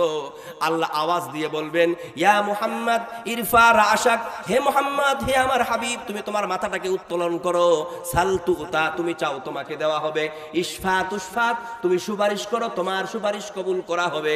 তখন আল্লাহর নবী মাথাটাকে উত্তোলন করবেন, আল্লাহর কাছে কান্নাই ভেঙে পড়বে। আল্লাহকে বলবে, আল্লাহ, আমি আজ আমার জন্য তোমার দরবারে আসি নাই মাওলা, আমি আমার হতভাগা উম্মতের জন্য এসেছি। আমার উম্মতেরা বড় দুর্বল। আল্লাহ গো, আমার উম্মত তোমার ওই জাহান্নামের শাস্তি বরদাস্ত করতে পারবে না মাওলা, তোমার জাহান্নামের আযাব সহ্য করতে পারবে না মাওলা, তুমি আমার উম্মতদেরকে নাজাত দিয়ে দিও। আল্লাহ রাব্বুল আলামিন বলবেন, হে নবী শোনো, যদি প্রকৃতপক্ষে তোমার উম্মতেরা তোমার অনুকরণ করে, তোমাকে মহব্বত করে, তোমাকে ভালোবাসে, আমি আল্লাহ তোমাকে বললাম তোমার প্রত্যেকটা উম্মতকে আমি জান্নাত দিয়ে দেব। জোরে বলুন সুবহানাল্লাহ, লিল্লাহি তাকবীর। আমার মুসলমান ভাইরা, সুতরাং নবীকে যদি আমরা মহব্বত করি, নবীকে আমরা ভালোবাসি, তাহলে অবশ্যই আমরা নাজাত পাব। কিন্তু আমাকে একটা অবাক লাগে। কি অবাক লাগে জানেন? আমি বাংলাদেশে যখন এই কথাটা বললাম, তখন কিছু লোক বললো, কি ব্যাপার, ইন্ডিয়া থেকে এসেছেন, তার জন্য হিন্দুর পক্ষ দিলেন নাকি? আমি বললাম, ভাই, হিন্দুর পক্ষ দিয়ে কথা বলি নাই। যখন ঘরে আগুন লাগে তখন আঘাত লাগে, লাগে কি লাগে না? যখন নিজের ঘর ধ্বংসের দিকে চলে যায় কষ্ট পাওয়া যায়। আর সেই কষ্টটাকে আমরা যখন কন্ট্রোল করতে পারি না, তখন আবেগহীন হয়ে বলি, আহারে, তোর মতো ভাই থেকে না থাকাই ভালো ছিল, তোর মতো বউ থেকে না থাকাই ভালো ছিল, তোর মতো বউ থেকে ওই পাড়ার ছেলেদের বউগুলো অনেক ভালো আছে। তার মানে কি সে তার ওই বউকে বেশি ভালোবাসে? না, এটা আঘাত লেগে বলে। যখন সে তার নিজের পরিবারের লোককে ভালো পায় না, নিজের কাছের মানুষকে ভালো পায় না, তখন আঘাত মেরে কথা বলে। ঠিক তেমনি ভাবে আমি আঘাত পেয়ে বলেছিলাম, মুসলমান আমার ভাই, মুসলমান নারীরা আমার বোন, আমার মায়ের মতো, এরা যখন অধপতনের দিকে, এদের ঘরে যখন আগুন লেগে গেছে, এরা যখন ধ্বংসের পথে, এরা যখন বিধ্বস্ত হয়ে গেছে, আমি আঘাত পেয়েছি। আঘাত পেয়ে আমার এই বাক্যটা বেরিয়ে গেছে যে তোদের মতো মুসলমানের থেকে হিন্দু ভাইরা অনেক ভালো। কেন বলবো না? তরুণ যুবকেরা সরে রাখো, তোমার মতো যুবককে নিয়ে টিটকার মারতে হয়, ধিৎকার মারতে হয়। তুমি মুসলমানের বাচ্চা, মুসলমান তুমি তোমার নবীর ব্যাপারে কিছু জানো না, তুমি নবীর ইতিহাস জানো না, অথচ তোমাকে নবীর পদাঙ্ক অনুসরণ করে তোমার জীবন চালানো উচিত ছিল। তোমার জীবনটাকে নবীর জীবনের সঙ্গে একাকার করা উচিত ছিল। কিন্তু দুঃখ লাগছে, যন্ত্রণা লাগছে, আমার ঘরে মনে হচ্ছে আগুন জ্বলে গেছে যে আমার তরুণ যুবকেরা নবী মুহাম্মদ সাল্লাল্লাহু আলাইহি সাল্লামের 90% যুবক বলতে পারি আমি যে 90% যুবক নবী মুহাম্মদ সাল্লাল্লাহু আলাইহি সাল্লামের জন্ম কোথায়, নবী সাল্লাল্লাহু আলাইহি সাল্লামের মৃত্যু কোথায়, নবী সাল্লাল্লাহু আলাইহি সাল্লামের কয়জন স্ত্রী, নবী সাল্লাল্লাহু আলাইহি সাল্লামের কয়জন ছেলে মেয়ে বলতে পারবে না। অথচ ওই যুবকদের আবার প্রশ্ন করো যে শাহরুখ খানের স্ত্রীর নাম কি, সঙ্গে সঙ্গে চট করে বলে দিবে, গৌরী নাকি রে? শাহরুখ খানের বাড়ি কোথায়? বান্দ্রা, মুম্বাইয়ের বান্দ্রা। আরে তার বাড়িটার যদি নাম জিজ্ঞাসা করেন সেটাও বলে দেবে। এখানে 90% যুবক আছে, শাহরুখ খানের বাড়ির নাম বলে দেবে। কি নাম বলো তো যুবক ভাইরা, বলতে পারবা? বলতে পারবে না? মান্নাত। শাহরুখ খানের বাড়িটার নাম হচ্ছে মান্নাত। শাহরুখ খানের কয়টা ছেলে মেয়ে সেও বলে দেবে। আরে শাহরুখ খানের মেয়ে এখন কি করছে এটা বলে দেবে। চিন্তা করেছো? শাহরুখ খানের জীবনী জানে, সালমান খানের জীবনী জানে, অজয় দেবগানের জীবনী জানে, সুনীল শেট্টির জীবনী জানে, বিভিন্ন ধরনের খেলার প্লেয়ার্সদের জীবনী জানে, সবার জীবনী জানে, কিন্তু হতভাগা মুসলমান নবীর জীবনী তারা জানে না। অথচ তারা এই শাহরুখ খান, সালমান খান, আমির খান, অজয় দেবগান, সুনীল শেট্টি, যত হিরো আছে, যত খেলার প্লেয়ার আছে, এরা তাদেরকে নিজের জীবনের হিরো বানিয়ে ফেলেছে। কিন্তু এরা আমাদের জন্য প্রকৃত হিরো নয়, বরং আমার জীবনের জন্য হিরো হলো নবী মুহাম্মদ সাল্লাল্লাহু আলাইহি সাল্লাম। জোরে বলুন সুবহানাল্লাহ, ঠিক কিনা? দেখুন, আমি হিন্দু ভাইদের কেন ভালো বলেছিলাম, আমি কয়েকটি তথ্য আপনাদের সামনে রাখবো, একটু মন দিয়ে শুনবেন।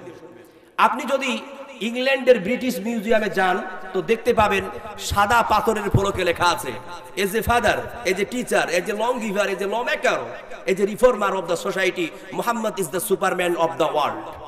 একজন নেতা হিসাবে, একজন শিক্ষক হিসাবে, একজন সমাজ সংস্কারক হিসাবে এই পৃথিবীর সর্বশ্রেষ্ঠ নেতা হলো, সর্বশ্রেষ্ঠ হিরো হলো নবী মুহাম্মদ সাল্লাল্লাহু আলাইহি সাল্লাম। জোরে বলুন সুবহানাল্লাহ। বলুন এটা কোথায় লেখা আছে? একটা মিউজিয়ামে লেখা আছে। কোন মিউজিয়াম? খ্রিস্টানদের মিউজিয়াম। চিন্তা করতে পারেন? সুতরাং তরুণ যুবকেরা শোনো,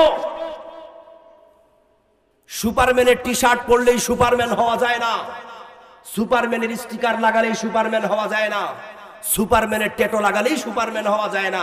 সুপারম্যান যদি হতে চান নবী মুহাম্মদ সাল্লাল্লাহু আলাইহি সাল্লামের অনুসারী হওয়া লাগবে, ঠিক কিনা? কিন্তু আমরা হতে পারলাম না। আপনি যদি বৌদ্ধ ধর্মে একটু উঁকি মেরে দেখেন, বৌদ্ধ ধর্মের বর্তমান বিশ্বের সবচাইতে বড় ধর্মীয় গুরুর নাম হচ্ছে দালাই লামা, তিব্বতের ধর্মীয় গুরু। তিনি একটা ইন্টারন্যাশনাল কনফারেন্সে বলেছেন যে Muhammad the last Messenger of Muslim community. Muhammad কোনো সাধারণ মানব নন, তিনি অবিসংবাদিত মানব হয়ে এই পৃথিবীতে এসেছেন। জোরে বলুন সুবহানাল্লাহ। বলুন এটা কার কমেন্ট? এটা একটা বৌদ্ধের কমেন্ট। বৌদ্ধ আমার নবীর ব্যাপারে এত বড় কথা বলতে পারে, আর আমরা অদম মুসলমান নবীর ব্যাপারে কিছু জানি না। আপনি যদি ইংল্যান্ড ধর্মে আরেকটু উঁকি মেরে দেখেন তাহলে বুঝতে পারবেন, ইংল্যান্ড ধর্মের একজন বিখ্যাত লেখক যার নাম মাইকেল এইচ হার্ট, তিনি একটা বই লিখেছেন, the 100, A ranking of the most influential personality of the world. বিশ্ব কাঁপানো 100 জন মনীষীর জীবনী তিনি তার বইয়ের মধ্যে নিয়ে এসেছেন।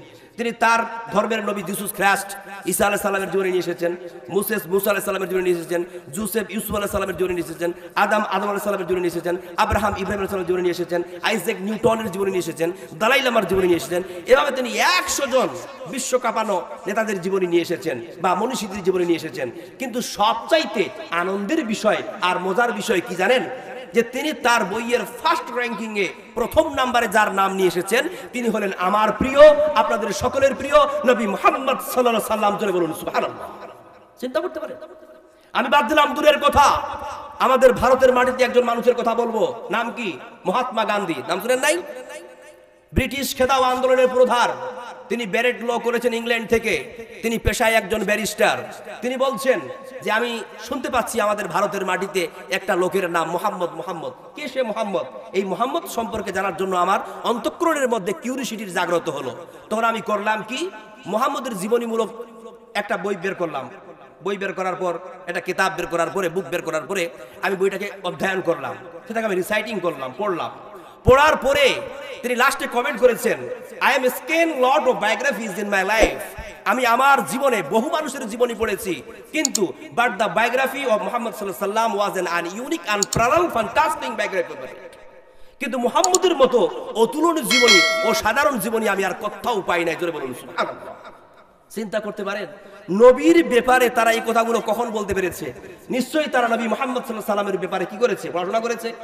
তাহলে আরা মুসলমান হয়েও নবীর ব্যাপারে কিছু জানলাম না, আর তারা হিন্দু, তারা খ্রিস্টান, তারা বৌদ্ধ হওয়ার পরেও আমার নবীর ব্যাপারে এত বড় বড় কথা বলেছে, আমার নবীকে নিয়ে তারা রিসার্চ করেছে। সুতরাং আমার তরুণ যুবকেরা, আমার যুবতী বন্ধুদেরকেও বলবো, আপনারা অবশ্যই আপনার ঘরে, আপনার বাড়িতে, আপনার টেবিলে সর্বপ্রথম কোরআন রাখবেন, আর তারপরে পরে নবীর জীবনীমূলক একটা গ্রন্থ রাখবেন, ভালো মানের একটা গ্রন্থ রাখবেন, যেটা সঠিকভাবে ব্যাখ্যা বিশ্লেষণ করা আছে, এবং সেগুলোকে অধ্যয়ন করে নিজের জীবনটাকে পরিচালিত করবেন। নবী মুহাম্মদ সাল্লাল্লাহু আলাইহি সাল্লামের সঙ্গে আমাদের যেন ভালোবাসা হয়, মহাব্বত হয়, এবং নবী মুহাম্মদ সাল্লাল্লাহু আলাইহি সাল্লামের সঙ্গে ভালোবাসা এবং মহাব্বত নিয়ে যাতে করে আমরা এই পৃথিবী থেকে বিদায় নিতে পারি, যাতে করে আমরা আল্লাহর জান্নাত পেতে পারি, তাই না? এবার শুনুন ভাই, দেখুন 1.5 ঘন্টা আলোচনা করলাম, তাই না? যদি আল্লাহ আমাকে বাঁচিয়ে রাখে তাহলে কালকে শেষ করব। হ্যাঁ, ইনশাআল্লাহ, মানে এক জায়গায় 2 দিন পর পর নিতে হয় না, মানুষটা একটু অবহেলা হয়ে যায়, তাই না? শুনুন, একটা কথা বলি, এটা খুব একটা ভালো কথা বলছি। এখানে আমার আবেগ, আমার এখানে তো অবশ্যই এখানকার যে সমস্ত যুবকেরা আছে, এই জলসার যে আয়োজন হয় প্রতি বছর, এই জলসাটা হয়, তাই না? এই জলসায় আয়োজনের জন্য যারা কমিটির লোক আছে, যারা মানে কমিটি, তো এই কমিটিগুলো আমাকে খুব ভালোবাসে, আমিও তাদেরকে খুব ভালোবাসি। তো তার মধ্য থেকে একজন নাম তৌহিদ আলী, তাই না? এই তৌহিদ ভাই অবশ্যই তিনি এই প্রোগ্রামের জন্য অনেক পরিশ্রম করে থাকেন, তার সঙ্গে সঙ্গে তার সহসাথীরাও, সহ বন্ধুরাও পরিশ্রম করে থাকেন। একটা কথা সেটা জানিয়ে দিতে চাইছি, সেটা হচ্ছে এই যে 2021 সালে আমি এখানে এসেছিলাম প্রথম, নুরুল ইসলাম নকমারি, তাই না? আমি তাকে কাকা বলে বলি, সম্বোধন করি। তিনি আমাকে নিয়ে এসেছিলেন, তখন আমি বক্তা ছিলাম না, কি ছিলাম, যে তার সঙ্গে আমাকে নিয়ে আসা হয়েছে, একটু বলার সুযোগ দাও, তাই না? 2021 সাল, সেটাই আমার বক্তব্যের জীবন। 2021, 22, 23, 24, 4টা বছর হচ্ছে আমার বক্তব্যের জীবন। মাশাআল্লাহ, আলহামদুলিল্লাহ, এই মাটি থেকেই, এই স্টেজ থেকেই আমার বক্তব্যের জীবন শুরু হয়েছে। তাই আমি আপনাদের কাছে খুবই কৃতজ্ঞ। এবং মাশাআল্লাহ, আলহামদুলিল্লাহ, আজ আমি যে জায়গায় দাঁড়িয়ে আছি, যতটুকু আল্লাহ আমাকে কবুল করেছেন, এখন আমার বহু প্রোগ্রাম মানুষের কাছে এই স্বল্প সময়ের মধ্যে এখনো সর্বোপরি পৌঁছতে পারি নাই। একবার আমি লাইভ দিয়েছিলাম আপনাদের নাগর ব্রিজের উপরে, নাগর ব্রিজের তলায়। তো একজন ডক্টর, সে আমার লাইভে এইভাবে সাক্ষাৎকার নিয়ে কয়েকটা আয়াতের তাফসীর শুনেছিল। সে বলল যে আপনি তো অসাধারণ আলোচনা করেন, অবাক তথ্য দিয়ে আলোচনা করেন, আপনি যদি একবার আমাদের করণদিঘি থানা ঢুকে যান, করণদিঘি সবচাইতে বেশি প্রোগ্রাম হয়। করণদিঘি এমন একটা থানা, সব বোধহয় মুসলমানের বাচ্চারা ঢুকিয়ে থাকে, ওখানে প্রচুর জালসা এবং কি বড় মাহফিলগুলো হয়ে থাকে। মতিউর রহমান মাদানী অবস্থান সেখানে করে আছেন, তার মাদ্রাসা আছে, এরকম বড় বড় মাদ্রাসাগুলো সেখানে অবস্থান করে আছে। যদি আপনি একবার করণদিঘি ঢুকে যান, দেখবেন আপনি পৃথিবীর আনাচে কানাচে পৌঁছে যাবেন, ভারতবর্ষের আনাচে কানাচে পৌঁছে যাবেন। আমি এটাই মনে করি, আল্লাহ যদি কোনো মানুষকে কবুল করে, তাকে কেউ ঠেকাতে পারবে না। আল্লাহ যদি কোনো মানুষকে কবুল না করে, পৃথিবীর কোনো মানুষ বা পৃথিবীর কোনো শক্তি তাকে উপরে উঠাতে পারবে না। অতএব সর্বোপরি আল্লাহর কাছে দোয়া করি, আল্লাহর কাছে সাহায্য প্রার্থনা করি যে আল্লাহ, তুমি আমাকে দাওয়ার কাছে, তোমার বাণী মানুষের কাছে পৌঁছে দেওয়ার জন্য কবুল করো। তার জন্য আমি তোমার কাছে ভিক্ষা চাইছি, আমি তোমার কাছে গিড়গিড়াচ্ছি, কোনো মানুষের কাছে গিড়গিড়াবো না ইনশাআল্লাহ। কিন্তু হ্যাঁ, যেহেতু একে অপরের সাহায্যে মানুষ উঠতে পারে, আমি রিকোয়েস্ট করতে পারি, ভাই যদি আপনার কোনো একটা ভালো থাকে তো আমাকে পরামর্শ দিবেন, আমাকে জালসার ডেট দিবেন, ওই এভাবে বলি। কিন্তু পা ধরে বলতে হবে, দেও ভাই দেও দেও, নাহলে বাঁচতে পারবো না, নাহলে উঠতে পারবো না, এরকম ব্যাপার নাই। কারণ পা যদি ধরতে হয় আল্লাহর ধরবো, তাই না? অবশ্যই ইনশাআল্লাহ তাআলা আল্লাহ চাইলে কবুল করতে পারবেন। তাই আমি বলি ভাই, এখান থেকে আমার বক্তব্য যখন শুরু হয়েছে, আমি আপনাদেরকে ভালোবাসি। এই ভাই বলেছিলেন যে আপনাকে আমরা যত টাকা দিই কিছু মনে করবেন না, কিন্তু আপনি প্রতি বছর আমাদের কাছে থাকবেন, একথা তিনি বলেছিলেন। তাই প্রতি বছরে থাকছি মাশাআল্লাহ। 21ও ছিলাম, 22ও ছিলাম, 23ও ছিলাম, 24ও ছিলাম। এবার মনে মনে ভেবেছিলাম যে আমি তো বুড়া হয়ে গেলাম এখানে, তাই না? তো এবার মনে হয় দাওয়াত আসবে না। একবার দেখতে পেলাম হ্যান্ডবিলে সাদ্দাম সাহেব আছে, আর কে কে যেন ছিল। আমি মনে মনে ভাবলাম এটাই মনে হয় কৃষ্ণমাটির প্রোগ্রাম। তো একদিন আমাকে তহিদ ভাই সাহেব, আমার খুব প্রাণপ্রিয়, তিনি আমাকে ফোন দিয়ে বলছেন একটা ডেট লিখেন আমাদের প্রোগ্রামের জন্য। কি ব্যাপার, আপনার তো জালসা হয়ে গেছে? বলছে না না, হয় নাই, আপনার সাথে আমরা প্রোগ্রাম করি। দেখুন ভাই, আপনি আব্দুল আলিম বিন ইসমাইল আমাদের মাঝে থাকবেন, অবশ্যই থাকবেন। আপনি প্রতি বছর থাকবেন, আপনাকে আমরা দ্বিতীয় করে রাখবো বা তৃতীয় করে রাখবো। উপরে একটা প্রধান বক্তা আমরা বারবার চেঞ্জ করবো, নতুন করে বক্তা আনবো, নতুন করে প্রোগ্রাম করবো, কিন্তু আপনি থাকবেন। তো যাই হোক, আলহামদুলিল্লাহ আমি 4 বছর আপনার কাছে এসেছি, ভাবলাম বুড়ো হয়ে গেলাম। তাই তো একটা কথা বলি ভাই, আমার মা বোনদেরকে বলছি, আজকে জানি ভাঙ্গা মাহফিল, একটা কথা শুনুন। এই যে দেখতে পাচ্ছেন, এই যে আপনাদের হ্যান্ডবিল, বিশ্বাস করুন, আল্লাহর কসম করে বলি, বিসমিল্লাহির রহমানির রহিম, কৃষ্ণবাটি, পাটিইর ও কৃষ্ণপুর মিলিত ঈদগাহের এবং মক্তব উন্নতি